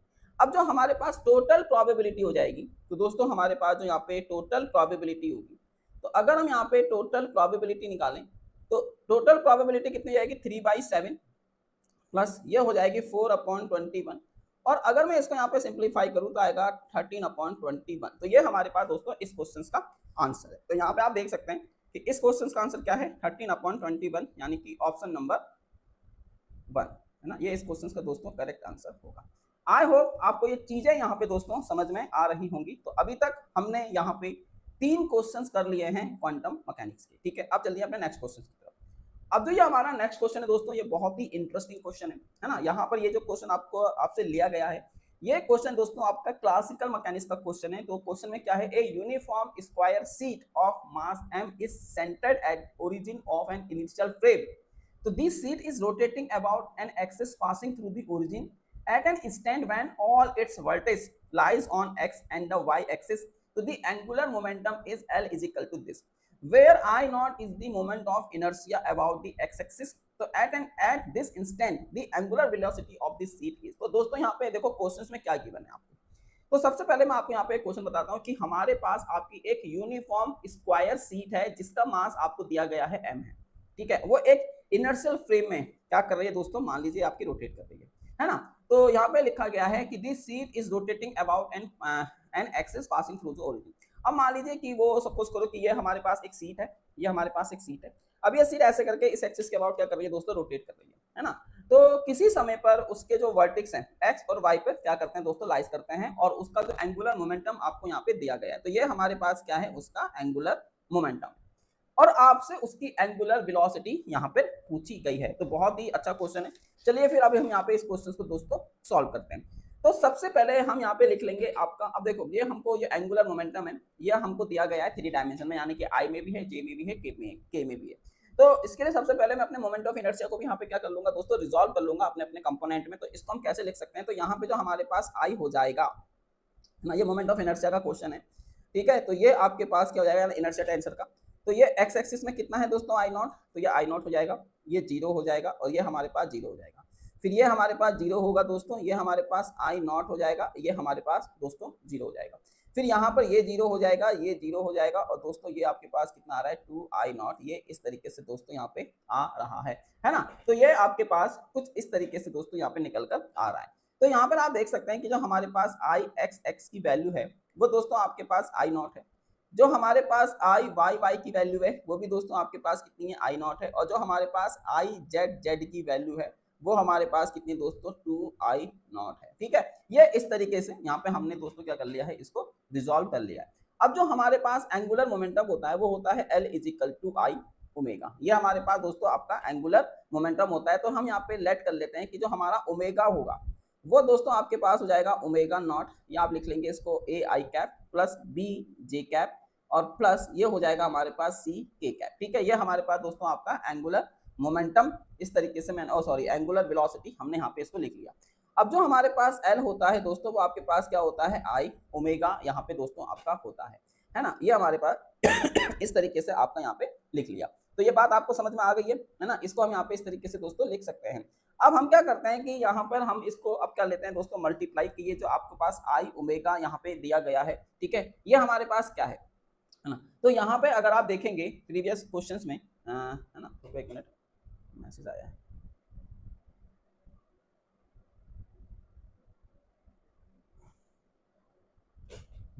तो दोस्तों ये हमारे पास क्या हो जाएगा, तो ये आ जाएगा आपके पास आई नॉट, आप इसको लिख लेंगे ए, ये हो जाएगा ओमेगा आई कैप, प्लस फिर इसी तरीके से ये हो जाएगा हमारे पास आई नॉट, ये हो जाएगा बी, और आप इसको लिखेंगे ओमेगा नॉट जे कैप, फिर हमारे पास ये हो जाएगा प्लस, आप इसको लिखेंगे 2, ये हो जाएगा आई नॉट, और आप इसको लिखेंगे यहाँ पे सी, ये हो जाएगा ओमेगा नॉट आपका के कैप, ठीक है। तो ये मैंने अपना दोस्तों यहाँ पे एल इस तरीके से लिख लिया है। तो ये मेरे पास क्या आ गया, आपका एल निकल के आ गया। तो हमने यहाँ पे दोस्तों अपने एल को लिख लिया है। अब मैं क्या करता हूँ, इसको यहाँ पे दोस्तों कंपेयर कर लेता हूँ किसके साथ, जो हमको गिवन है। तो हमको यहाँ पे जो गिवन है एल, वो हमारे पास क्या है, तो हमको यहाँ पे जो एल गिवन है दोस्तों वो आपका एल कितना है। तो यहाँ पे आप एल देखेंगे तो आई नॉट ओमेगा नॉट ये सब आपको यहाँ पे दिया हुआ है। तो इससे हम यहाँ पे क्या करते हैं, इसको कंपेयर कर लेते हैं। तो आपको क्या दिया गया है यहाँ पे, तो यहाँ पे दोस्तों हमको दिया गया है आई नॉट, ये हमारे पास है ओमेगा नॉट, ये वैल्यू आपके पास 2 आई कैप, प्लस ये वैल्यू हमारे पास क्या है जे कैप, और प्लस ये वैल्यू हमारे पास क्या है 2 के कैप। अब अगर मैं इस इक्वेशंस को और अगर इस इक्वेशंस को मैं कंपेयर करता हूं तो यहाँ से हमको ए की वैल्यू मिल जाएगी 2, यहाँ से हमको बी की वैल्यू मिल जाएगी 1, और यहाँ से हमको सी की वैल्यू भी मिल जाएगी दोस्तों आपकी 1। तो हमारा जो नया ओमेगा निकल के आएगा, अब इसमें वैल्यूज को पुट कर दीजिए, तो ये हो जाएगा हमारे पास ओमेगा नॉट, ये आ जाएगा आपके पास 2 आई कैप प्लस जे कैप, और प्लस दोस्तों आपके पास क्या है के कैप। तो ये हमारे पास इस क्वेश्चन का दोस्तों आंसर निकल कर आ गया है ना। तो आप देख सकते हैं कि इस क्वेश्चन का जो आंसर है वो हमारे पास क्या है, 2 आई कैप प्लस जे कैप और प्लस के कैप, ठीक है। तो इस तरीके से हमने यहाँ पे अपने क्वेश्चंस को क्या कर लिया दोस्तों, सॉल्व कर लिया है, यानी कि ये हमारे पास है ऑप्शन नंबर 2 है ना। अगर दोस्तों यहाँ पे आपको इस क्वेश्चन में किसी भी तरीके की कोई डिफिकल्टी है तो मैं एक सेपरेट वीडियो उसके ऊपर बना दूंगा इन डिटेल्स की कैसे हमने यहाँ पे इसको कंपोनेंट में रिजॉल्व किया है ना। क्योंकि अभी फिलहाल के लिए यार इतना समय नहीं हो पाता है कि एक एक क्वेश्चन के ऊपर हम इतना टाइम इसको दे पाएं, ठीक है। तो अगर आपको फिर भी लगता है तो मैं आपके लिए इसके ऊपर एक डेडिकेटेड वीडियो बना दूंगा इनर्शिया टेंसर्स के ऊपर बेस्ड, ठीक है। अब चलिए यहाँ पे हम अपना नेक्स्ट क्वेश्चन करते हैं। ये क्वेश्चन तो दोस्तों यहाँ बहुत ईजी है ना। मतलब ये क्वेश्चन मेरे को ऐसा लगता है कि ये अगर नीट का क्वेश्चन है एक तरीके से, जो जी के बच्चे प्रिपरेशन करते हैं, तो ऑप्टिक्स का क्वेश्चन है ये आपका। तो यहाँ पे क्वेश्चन क्या दिया गया है, दी रीजन है ना y is greater than 0 has a constant electrostatic potential v1 and y is less than 0 has a constant electrostatic potential V2 not equal to V1। मतलब ये बोला गया है कि जो हमारा ऊपर का पोटेंशियल है, मतलब यहाँ पे जो पोटेंशियल है और यहाँ पे जो पोटेंशियल है वो कांस्टेंट है बट डिफरेंट है ना। मतलब ऊपर का कुछ पोटेंशियल है, नीचे का कुछ पोटेंशियल है। मान लीजिए ऊपर का पोटेंशियल आपका सपोज करो 2 वोल्ट है, नीचे का पोटेंशियल सपोज करो आपका 5 वोल्ट कुछ है, लेकिन कांस्टेंट है ना, बट डिफरेंट है। फिर यहाँ पे आपसे बोला गया कि a charge particle with momentum P1 is incident in angle θ1 है ना on the interference of two region. यहाँ पे आपको ये दिया गया है। तो if the particle has momentum P2 in the region y is less than 0 तो then the angle θ2 is given by. तो दोस्तों बहुत ही सिंपल क्वेश्चन है, मतलब ये आपके पास एक रिफ्रैक्शन वाला केस है, तो यहाँ पे हम अपना स्नेल्स लॉ इसमें यूज कर सकते हैं। तो यूजिंग स्नेल्स लॉ, तो अगर हम यहाँ पे स्नेल्स लॉ का यूज करते हैं तो आपको पता है जैसे स्नेल्स लॉ होता है रिफ्रैक्टिव इंडेक्स के लिए, आपके वेलोसिटी के लिए, उसी तरीके से हम यहाँ पे इसका यूज कर सकते हैं। तो दोस्तों ये हमारे पास हो जाएगा कितना आपका sin θ1 अपॉन sin θ2। मैं यहाँ पे इसको लिख देता हूँ। ये दोस्तों आपके पास हो जाएगा P2 अपॉन P1। आप इसको यहाँ पे क्या लिख सकते हैं दोस्तों, आपका P2 अपॉन P1। सिंपल है यार, ये ना क्लास 12 का क्वेश्चन है, ठीक है। तो यहाँ पे अब अगर मैं इसको यहाँ पे सॉल्व करूँ, ठीक है दोस्तों, अगर हम यहाँ पे इसको अब सॉल्व करते हैं तो हमको निकालना क्या है, हमको यहाँ पे दोस्तों निकालना है sin θ2 की वैल्यू। तो ये हो जाएगा हमारे पास sin θ2 इज इक्वल टू, ये आपके पास आ जाएगा P1 बाई P2, और आप इसको क्या लिख सकते हैं यहाँ पे sin θ1, ठीक है। तो यहाँ से आपके पास जो θ2 आ जाएगा वो आ जाएगा आपके पास साइन इनवर्स लो। हो गया क्वेश्चन सॉल्व। कुछ नहीं था यार इस क्वेश्चन में, जस्ट आपको रिफ्रैक्टिव इंडेक्स की प्रॉपर्टी पता होनी चाहिए थी, वो लगा लेते क्वेश्चन सॉल्व हो जाता, खत्म। तो ये रहा। तो इस क्वेश्चन का जो आंसर है वो 4th आंसर है, ठीक है। तो ऐसा इसमें कोई रॉकेट साइंस नहीं है, ठीक है। सिंपल सा स्नेल्स लॉ आपको लगाना है, जैसे रिफ्रैक्टिव इंडेक्स की टर्म में लगा सकते हो, वेलोसिटी की टर्म्स में लगा सकते हो, है ना। हमने यहाँ पे इसको मोमेंटम की टर्म्स में लिख लिया है, ठीक है। तो ये वाला क्वेश्चन भी दोस्तों आपके यहाँ पे हो गया। अब हम यहाँ पे आते हैं अपने नेक्स्ट क्वेश्चन की तरफ। तो यहाँ पे जो क्वेश्चन है ये आपका थर्मोडायनेमिक्स का क्वेश्चन है। तो क्वेश्चन बहुत ही बढ़िया है। Two non interacting classical particles having masses m1 and m2 are moving in one dimensional box of length l for total energy not exceeding a given value E तो the phase space volume is given by। तो यहाँ पे दोस्तों आपको phase space volume मतलब आपको बताना है क्या होगा इन टर्म्स ऑफ, है ना, मास। तो यहाँ पे दोस्तों आपके पास एक 2 नॉन इंटरेक्टिंग क्लासिकल पार्टिकल दिए हैं जिसके मास आपके पास m1 और m2 है, are moving in one dimensional box of length l, है ना। एक वन डायमेंशनल बॉक्स में क्या कर रहे हैं दोस्तों, ये मूव कर रहे हैं। और आपसे बोला गया है कि सिस्ट की जो ये पार्टिकल्स हैं इनकी जो टोटल एनर्जी है वो इससे ज्यादा नहीं होनी चाहिए। तो आपसे यहाँ पे फेस स्पेस का वॉल्यूम पूछा है क्या होगा, ठीक है। अब आपको पता है कि जो हमारा फेस स्पेस होता है वो आपका दो चीजों से मिलकर बनता है, एक होती है हमारे पास कॉन्फ़िगरेशन स्पेस और एक होता है हमारे पास मोमेंटम स्पेस, ठीक है। उसी से दोस्तों हमारा फेस स्पेस बनता है। तो आपने कभी भी अगर फेस स्पेस लिखा होगा तो आप लिखते होगे उसको, जैसे कि आपको फेस स्पेस लिखना है ना। तो फेस स्पेस लिखते समय आपने यहाँ पे लिखा होगा डेल्टा एक्स, ये आपका है डेल्टा पी एक्स, ऐसे करके आप दोस्तों यहाँ पे इसको लिखते हो। तो इसीलिए मैं आपसे बोल रहा हूँ कि अगर आप फेस स्पेस लिखोगे, यहाँ पे हमारे पास क्या है दोस्तों आपका फेस स्पेस। तो फेज स्पेस दो चीजों से मिलकर बनता है, एक हमारे पास होता है कॉन्फिगर, है ना, स्पेस, और एक हमारे पास होता है इनटू मोमेंटम स्पेस, है ना। ये हमारे पास क्या है दोस्तों आपका मोमेंटम स्पेस। तो आपको कॉन्फ़िगरेशन स्पेस निकालनी है और आपको मोमेंटम स्पेस निकालना है, दोनों को मल्टीप्लाई कर देना है and you will get answer, ठीक है। तो इसको हम दोस्तों यहाँ पे इसको इस तरीके से दोस्तों करेंगे, ठीक है। तो चलिए फिर अब आप लोग यहाँ पे इस क्वेश्चन को मेरे ख्याल से सॉल्व कर सकते हैं, है ना। तो करके बताइए फटाफट से ये क्वेश्चन आप कैसे यहाँ पे इसको सॉल्व कर सकते हो, है ना। ठीक है, यस, चलो करते हैं, है ना।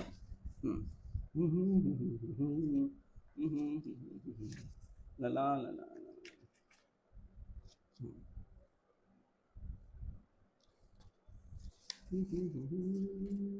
चलो देखो, हाँ ठीक है, यस। तो कर रहे हो ना आप लोग। तो फेज स्पेस, कॉन्फ़िगरेशन स्पेस, और यहाँ पे हमारे पास क्या है दोस्तों आपका मोमेंटम स्पेस। तो सबसे पहले आपको पता है कि जो हमारी कॉन्फ़िगरेशन स्पेस होगी वो हमारी आपकी एक्स और वाई एक्सिस होती है। तो यहाँ पे अगर मैं इसको कॉन्फ़िगरेशन स्पेस बनाऊं तो ये कुछ इस तरीके से होगा। मान लीजिए ये एक्स है और मान लीजिए हमारे पास सपोज करो वाई है, तो यहाँ पे एल इंटू एल हो जाएगा, ठीक है।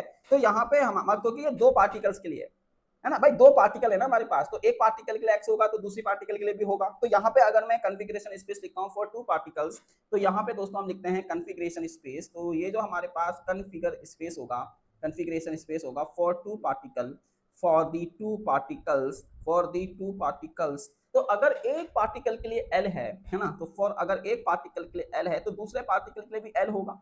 तो ये आपके पास कितना आ जाएगा दोस्तों, एल स्क्वायर। बात समझ में आई भाई? अगर एक पार्टिकल एल है, अगर एक पार्टिकल एल है, ये वाला पार्टिकल के लिए एल है, तो इस वाले पार्टिकल के लिए भी एल होगा।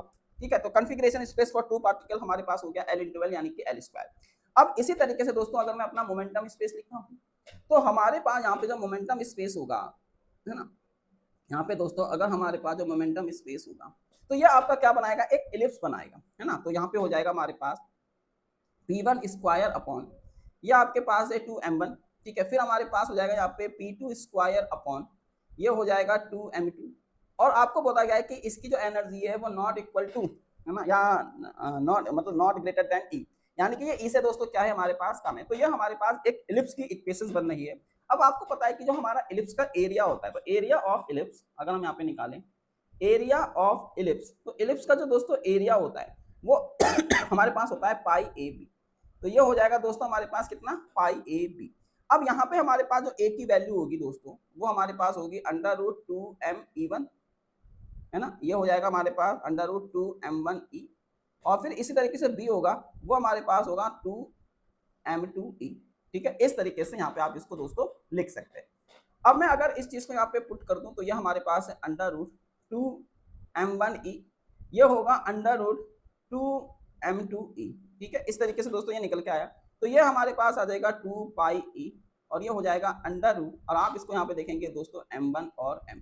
ठीक है, ये रहा हमारे पास। तो ये आपके पास क्या निकल के आ गया, मोमेंटम स्पेस। ठीक है, तो इसको दोस्तों हम क्या बोलेंगे, आपका मोमेंटम स्पेस। तो ये हमारे पास क्या है दोस्तों, आपका मोमेंटम स्पेस, है ना। तो ये आपका मोमेंटम स्पेस आया।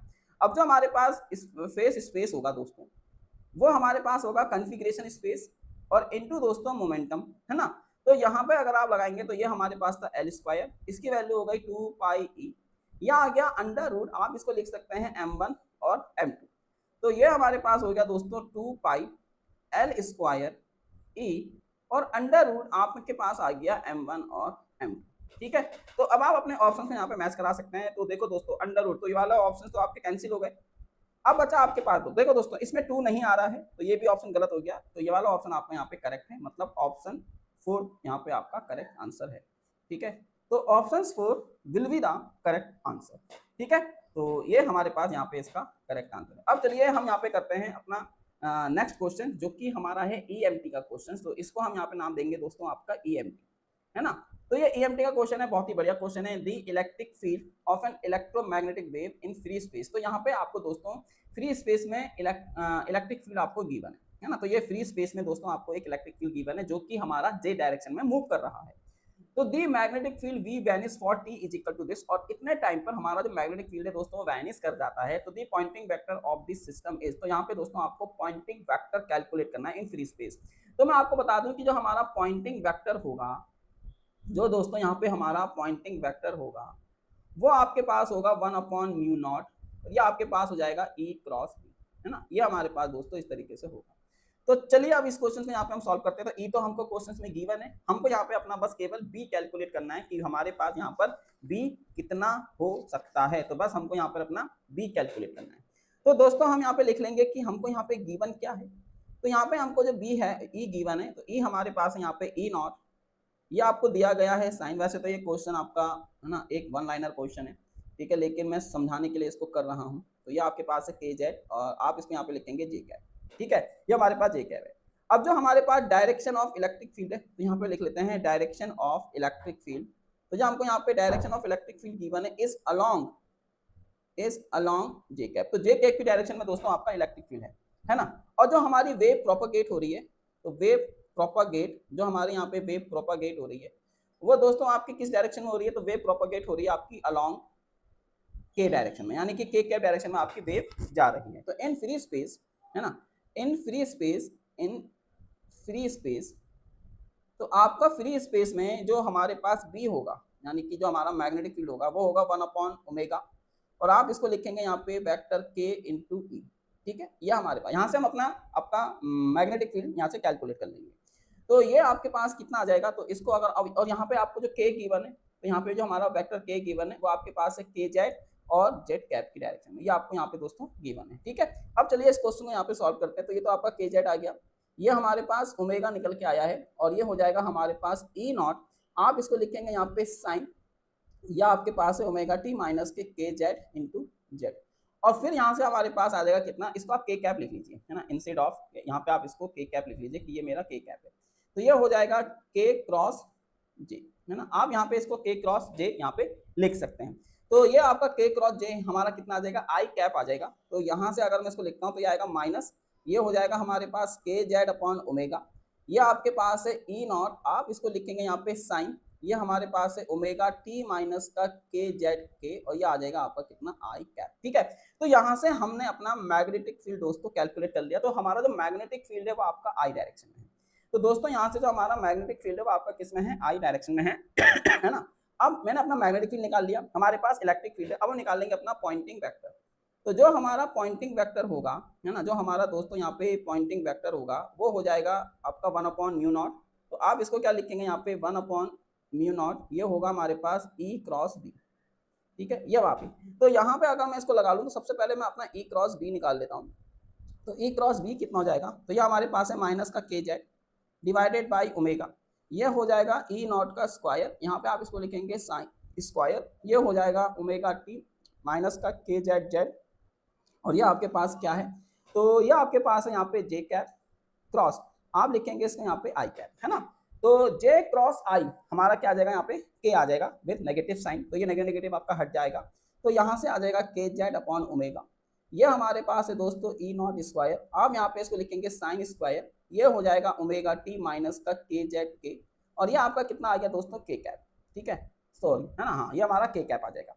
तो ये आपके पास ई क्रॉस बी की यहाँ पे वैल्यू आ गई है। अब आप इसको डिवाइड कर दीजिए किससे, ओमेगा नॉट से, तो इसको भी मैं ओमेगा नॉट से यहाँ पे डिवाइड कर देता हूँ। तो ये मेरा पॉइंटिंग वेक्टर आपका दोस्तों बन चुका है। तो यहाँ पे आप इसको मैच करा लीजिए कि हमारा कौन सा ऑप्शन यहाँ पे करेक्ट है। तो सबसे पहले हम देखेंगे डायरेक्शन सबकी सेम है, ये भी के कैप आ रहा है, ये भी के कैप आ रहा है, ये भी के कैप आ रहा है, और दोस्तों ये भी के कैप आ रहा है। डायरेक्शन दोस्तों यहाँ पे सबकी आपको सेम दे रखी है। यहाँ पर आप देख सकते हैं कि E naught square sine square, तो E naught square sine square, E naught square sine square, E naught square sine square. अब दोस्तों ये इसलिए दे रखा है ना कि कुछ लोग यहाँ पे बहुत शातिर होते हैं, उनको पता है कि इलेक्ट्रिक फील्ड और मैग्नेटिक फील्ड में कोई फेज डिफरेंस नहीं होता है। ठीक है, तो उनको पता है कि आंसर भी हमारा साइन स्क्वायर की टर्म में ही आएगा, तो उन्होंने सारे ऑप्शन ही साइन स्क्वायर की फॉर्म में यहाँ पे दे दी, क्योंकि अगर मान लीजिए इसमें से दो ऑप्शन कॉस स्क्वायर की फॉर्म में होते तो हम उसको एलिमिनेट कर सकते थे। लेकिन यहाँ पर आप देखेंगे डायरेक्शन सेम कर दी है, यहाँ पर आप देखेंगे कि ई नॉट स्क्वायर सेम कर दिया, यहाँ पर आप देखेंगे कि साइन स्क्वायर भी सेम कर दिया, बट यहाँ पे आप देखेंगे इसका जो मैग्नीट्यूड है, तो अब इन्होंने केवल खेला है किसमें, मैग्नीट्यूड में। तो यहाँ पर अगर मैं अपना मैग्नीट्यूड देखता हूँ तो मेरा जो मैग्नीट्यूड आ रहा है वो कितना है, आपका के Z upon mu naught omega, यह हमारा दोस्तों क्या है, आपका मैग्नीट्यूड है। तो यहाँ पे आप देखेंगे कि इसमें हमारा अपॉन में 2 आ रहा है, तो ये नहीं हो सकता। इसमें आप देखेंगे यहाँ पे 4 आ रहा है, तो ये नहीं हो सकता। इसमें आप देखेंगे यहाँ पे 2 आ रहा है, तो ये नहीं हो सकता। तो यहाँ पे हमारे पास 4 आ रहा है, तो ये आपका करेक्ट आंसर है। तो मतलब इन्होंने केवल मैग्नीट्यूड में खेला है कि भाई ये तुम्हारा ये वैल्यू है, और पीछे की सारी डिजिट दोस्तों आपको सेम दे रखी है। ठीक है, तो हमारा तो यहाँ पे करेक्ट आंसर निकल के आया, आप भी देख सकते हैं कि हमारे पास ये चीज निकल के आई है। तो इसका मतलब कि जो ऑप्शन 4 है वो हमारा करेक्ट आंसर है। तो भाई एग्जाम लेने वाले भी इंटेलिजेंट हो गए, है ना, उनको पता है कि दोस्त जो स्टूडेंट है किस तरीके से क्वेश्चन को हैक करते हैं, तो उन्होंने कहा आप हैक करके दिखाओ। ठीक है, तो ये हमारे पास क्वेश्चन था। अब दोस्तों हम यहाँ पे अपना नेक्स्ट क्वेश्चन करते हैं। ये क्वेश्चन आपका बहुत ही बढ़िया क्वेश्चन है। क्वेश्चन क्या दिया है, क्वेश्चन दोस्तों हमारे पास है यहाँ पे कि a body of mass m is act upon by a central force Fr is equal to minus k vector r, where k is a positive constant if the magnitude of the angular momentum is L, तो then the total energy of the circular orbit is, है ना। तो दोस्तों यहाँ पे जो आपको ये फोर्स दिखाई दे रहा है, पहले आप देखेंगे कि यहाँ पर ये आपको फोर्स दिखाई दे रहा है, ये हमारे पास एक तरीके से हुक्स लॉ नहीं है ना, रिस्टोरिंग फोर्स नहीं है ये स्प्रिंग मास सिस्टम के लिए। यस, अब आपसे बोल रहा है कि अगर यहाँ पे हमारा सर्कुलर ऑर्बिट में ये मूव कर रहा है तो इसके लिए टोटल एनर्जी आप लोग कैलकुलेट करके बताइए। ठीक है, तो ये क्वेश्चन दोस्तों बहुत ही बढ़िया क्वेश्चन है। तो यहाँ पे हम क्या कर सकते हैं कि हमको यहाँ पे गिवन क्या है दोस्तों, तो यहाँ पे हम लिख सकते हैं गिवन, यहाँ पे आपको जो एफ आर गिवन है वो माइनस के वेक्टर आर आपको यहाँ पे दिया गया है। अब हम क्या करेंगे, अगर ये सर्कुलर ऑर्बिट में मूव कर रहा है तो इस पे लगेगा एक रिस्टोरिंग फोर्स, तो यहाँ पे हमारे पास हो जाएगा सेंट्रीपिटल फोर्स, यानी कि इस पे सेंट्रीपिटल फोर्स लगेगा। तो यहाँ पे जो हमारा सेंट्रीपिटल फोर्स होगा वो हुक्स लॉ के ही बराबर होगा, तो यहाँ पे हम इसको लिख लेंगे, तो है ना। तो यहाँ पे अगर ये सर्कुलर ऑर्बिट में घूम रहा है, अगर ये दोस्तों आपका सर्कुलर ऑर्बिट में घूम रहा है तो इसका मतलब है इस पे लगेगा सेंट्रीपिटल फोर्स, तो वो हमारे पास हो जाएगा एम वी स्क्वायर अपॉन दोस्तों यहाँ पे लिख लेंगे आर, और इज इक्वल टू दोस्तों ये होगा हमारे पास के आर। हम यहाँ पे केवल मैग्नीट्यूड ले रहे हैं, है ना। आप बोलोगे सर माइनस आ गया, भाई भैया यहाँ पे केवल मैग्नीट्यूड ले रहा हूँ, तो यहाँ पे हमने इसको मैग्नीट्यूड वाइज लिख लिया। तो यहाँ से हमारे पास जो वी स्क्वायर की वैल्यू आ गई, अगर आप यहाँ से अपना वी स्क्वायर निकालोगे तो ये हमारे पास आ जाएगा के आर स्क्वायर अपॉन दोस्तों एम। तो ये हमारे पास इक्वेशन नंबर आपकी 1 आ गई। अब यहाँ पे हम बात करते हैं कि इसके ऊपर एंगुलर मोमेंटम लग रहा है, तो यहाँ पे हम लिखेंगे दोस्तों आपका एंगुलर मोमेंटम। तो यहाँ पे हमारे पास जो एंगुलर मोमेंटम होगा वो आपको पता है एल इज इक्वल टू कितना होता है, एम वी आर होता है ना। यहाँ पे हमारे पास, यहाँ से अगर मैं अपना वी लिख लूँ तो ये आपको दिया गया है L is equal to M V ना, एम आर, ये हमारे पास आपका एम आर आ जाएगा। और अगर हम यहाँ पे इसका होल स्क्वायर कर लें तो ये आपका L square upon M square और दोस्तों आर स्क्वायर, ये हमारे पास इक्वेशन नंबर 2 आ गया। अब मैं अपनी इक्वेशन नंबर 1 और इक्वेशन नंबर 2 को इक्वेट करूं तो यहाँ पे हम लिख लेंगे इक्वेट इक्वेशन नंबर 1 एंड 2। अगर हम इन दोनों को यहाँ पे इक्वेट करते हैं तो इक्वेट करने पे दोस्तों आपको देखेंगे कि ये हमारे पास कितना था, के, ये हमारे पास था आर स्क्वायर अपॉन एम, और इज इक्वल टू दोस्तों ये हमारे पास था L square upon M square into R square. तो यहाँ से आप देखेंगे m से m हमारा एक कैंसिल हो गया, तो यहाँ से आपके पास k r की पावर 4 इज इक्वल टू ये हमारे पास है एल स्क्वायर अपॉन एम। तो यहाँ से आपके पास r की power 4 is equal to L square upon K M square यहाँ पे आया है। तो यहाँ से आपने क्या निकाल लिया, अब आर स्क्वायर की वैल्यू आपने यहाँ से कैलकुलेट कर ली, विच इज आपका L square upon K M square आया। ये ऐसा क्यों आया मैं अभी आपको बताता हूँ, ठीक है। तो अभी हमने फिलहाल यहाँ पे अपना आर स्क्वायर कैलकुलेट कर लिया। अब हमको पता है कि जो हमारे पास टोटल एनर्जी होगी, हमको यहाँ पे टोटल एनर्जी निकालनी है। तो हमारे पास जो टोटल एनर्जी होती है ना, तो टोटल एनर्जी क्या होती है, E is equal to T plus V होती है। अब आपको पता है टी की वैल्यू कितनी होती है, 1/2, ये हमारे पास है एम वी स्क्वायर, और पोटेंशियल एनर्जी कितनी है 1/2 के आर स्क्वायर। तो यहाँ से अब हमको वी स्क्वायर की वैल्यू पता है, तो ये आपके पास है एम। वी स्क्वायर हमको पता है किसकी फॉर्म में, आर स्क्वायर की फॉर्म में, तो ये हमारे पास आपका एम हो जाएगा। और प्लस दोस्तों ये आपको पता है 1/2 के, ये आपके पास आर स्क्वायर हो जाएगा। इस एम से ये वाला एम आपका कैंसिल, इन दोनों का अगर ऐड करेंगे तो कितना आ जाएगा, के आर स्क्वायर आ जाएगा। अब यहाँ पे मैं क्या करता हूँ, इसमें ये जो हमारे पास ई निकल के आया है, ये हमारे पास कितना है दोस्तों, के आर स्क्वायर निकल के आया है। अब इसमें आर स्क्वायर की वैल्यू को पुट कर दीजिए, तो जो हमारे पास आर स्क्वायर था वो कितना था हमारे पास, एल स्क्वायर डिवाइडेड बाई, ये आपको कितना दिया था दोस्तों, के एम है ना स्क्वायर, या आपको के एम के एम आपको यहाँ पे दोस्तों ये गिवन था। अब अगर मैं इस के को अंदर लेके चला जाऊँ, ठीक है, अगर हम इस के को दोस्तों अंदर लेके आ जाएं तो ये आपके पास हो जाएगा अंडर रूट, आप इसको लिखेंगे के एल स्क्वायर बाई, ठीक है। तो ये हमारे पास दोस्तों क्या है, इसकी टोटल एनर्जी। तो बात समझ में आई, तो टोटल एनर्जी दोस्तों कितनी निकल के आ गई है, E is equal to under root K L square by M, ठीक है। तो यहाँ पर अगर हम अपने ऑप्शंस को यहाँ पे मैच कराते हैं तो आप देखेंगे के एल स्क्वायर बाई एम, ये इस क्वेश्चन का आंसर है। अब देखो दोस्तों इसमें 2 से मल्टीप्लाई हो रहा है तो ये नहीं हो सकता, इसमें हाफ से मल्टीप्लाई हो रहा है ये भी नहीं हो सकता, इसमें 3/2 से मल्टीप्लाई हो रहा है ये भी नहीं हो सकता। तो ऑप्शन नंबर 4 यहाँ पे हमारा क्या है दोस्तों, करेक्ट आंसर है, ठीक है। तो ये रहा दोस्तों हमारे पास इस क्वेश्चन का एकदम से करेक्ट आंसर। अब चलिए हम यहाँ पे अपना नेक्स्ट क्वेश्चन करते हैं, है ना। तो यहाँ पे आप देखेंगे कि जो हमारा नेक्स्ट क्वेश्चन है दोस्तों वो हमारे पास क्या है। तो नेक्स्ट क्वेश्चन कुछ इस तरीके से है, a set of 100 data points है ना, yes and average x bar is equal to 9।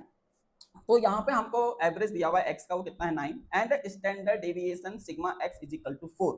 और यहाँ पे आपको स्टैंडर्ड डेविएशन सिग्मा x यहाँ पे 4 दिया गया है। तो the error in the estimate mean to is close to, ठीक है।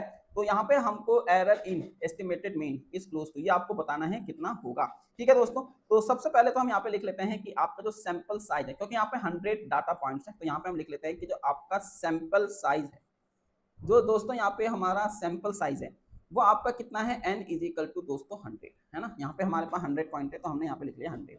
अब जो आपका यहाँ पे सैंपल मीन आपको गिवन है दोस्तों, जो हमको यहाँ पे सैंपल मीन यानी कि एवरेज x बार आपको दिया है वो हमारे पास कितना है दोस्तों, आपका 9। स्टैंडर्ड डेविएशन यानी कि SD आपको कितना गिवन है दोस्तों, यहाँ पे सिग्मा x वो आपको गिवन है दोस्तों यहाँ पे 4, या आपको दोस्तों यहाँ पे 4 गिवन है ना। अब आपसे क्या बोला गया है, तो दोस्तों आपसे यहाँ पे बोला गया है कि आपको एरर इन दी एस्टिमेटेड है ना, एस्टिमेटेड मीन में निकालना है। तो दोस्तों इसको हम इन जनरल क्या बोलते हैं, तो इसको हम बोलते हैं स्टैंडर्ड एरर है ना, स्टैंडर्ड एरर। तो ये हमारे पास क्या है दोस्तों, एक तरीके की आपकी स्टैंडर्ड एरर है। इसका दूसरा नाम है standard error of the mean, standard error of the mean, यानी कि मीन का जो स्टैंडर्ड एरर है वो हमको निकालना है। तो यहाँ पे हम लिख लेंगे sigma x bar is equal to दोस्तों ये आपके पास होता है sigma x upon root n, ये हमारे पास आपका फॉर्मूला होता है। ठीक है, ये हमारे पास दोस्तों फॉर्मूला होता है। और यहाँ पे आपको सिग्मा एक्स की जो वैल्यू गिवन है वो हमारे पास 4 है, सिग्मा आपका स्टैंडर्ड डेविएशन है, इसकी वैल्यू कितनी है दोस्तों, आपके पास 100 है। तो यहाँ से आपके पास आ गया 4/10, तो इसकी वैल्यू कितनी आ गई है 0.4। तो यहाँ से हमारे पास एरर इन एस्टिमेटेड मीन कितना निकल के आया है दोस्तों, हमारे पास 0.4 यहाँ पे निकल के आया है। तो आप देख सकते हैं कि 0.4 इस क्वेश्चन का आंसर है, तो ये नहीं हो सकता हमारे पास, ये भी नहीं हो सकता। अब 0.4 ये इस क्वेश्चन का क्या है दोस्तों, करेक्ट आंसर है, यानी कि ऑप्शन नंबर 2 इस क्वेश्चन का दोस्तों कैसा यहाँ पे करेक्ट आंसर है। तो आई होप दोस्तों आपको ये क्वेश्चंस यहाँ पे समझ में आए होंगे, है ना। तो आज के लिए फिलहाल हम अपने सेशंस को यहीं पे करते हैं एंड, ठीक है। अगर आपको यहाँ पे कोई भी डाउट हो तो प्लीज आप लोग मेरे को यहाँ पे कमेंट करके बता सकते हैं। तो आज के लिए हम अपने सेशंस को यहीं पे करते हैं दोस्तों एंड, ठीक है। तो चलिए फिर मिलते हैं आपसे अपने नेक्स्ट लेक्चर्स में इवनिंग में, ठीक है। तो इवनिंग में मैं यहाँ पे लेके आऊंगा दोस्तों इसका पार्ट नंबर 3, ठीक है। तो इवनिंग में हम कर रहे होंगे इसका पार्ट नंबर 3, ठीक है। तो आई होप आपको ये सभी क्वेश्चन अच्छे से समझ में आए होंगे। अगर आपको किसी भी क्वेश्चंस में, जो भी आज हमने क्वेश्चंस करें, अगर आपको लगता है कि किसी क्वेश्चन में किसी तरीके का एरर है, किसी तरीके का त्रुटि है, वो मेरे को प्लीज आप लोग कमेंट करके बता सकते हैं, क्योंकि मैं यहाँ पे जब क्वेश्चन सॉल्व कर रहा होता हूँ तो है ना, मेरे पास और भी थोड़ा बहुत वर्क होता है। तो उसके अलावा जब मैं ये कर रहा होता हूँ तो हो सकता है कि थोड़ी बहुत मिस्टेक यहाँ पे हो सकती है। मैं ये नहीं बोलूंगा कि मैं बिल्कुल परफेक्ट क्वेश्चन सॉल्व कर रहा हूँ, ठीक है। अगर आपको लगता है किसी क्वेश्चन में मैंने कहीं मिस्टेक कराया, कहीं कुछ कराया, तो प्लीज आप उसको कमेंट बॉक्स में मेंशन जरूर करें, जिससे कि मैं भी उन चीजों को रेक्टिफाई कर पाऊँ, है ना, मैं भी सीख पाऊँ, है ना, जितना ज्यादा हो सके। तो प्लीज उसको आपको मेंशन करना है, ठीक है, कमेंट बॉक्स में कि हाँ कि सर ये है, तो वहाँ पे मेंशन कीजिए। अगर लेक्चर अच्छा लगा हो तो प्लीज लाइक करें, शेयर करें और कमेंट करें, कुछ ना कुछ करके जरूर जाएं वीडियो पे, ठीक है। तो ये चीज़ है। तो दोनों मिलते हैं आज शाम, है ना, फिर से इसका पार्ट नंबर 3 लेके। तब तक के लिए बाय बाय, और सीखते रहो, करते रहो और आगे बढ़ते रहो, ठीक है दोस्तों, बाय बाय।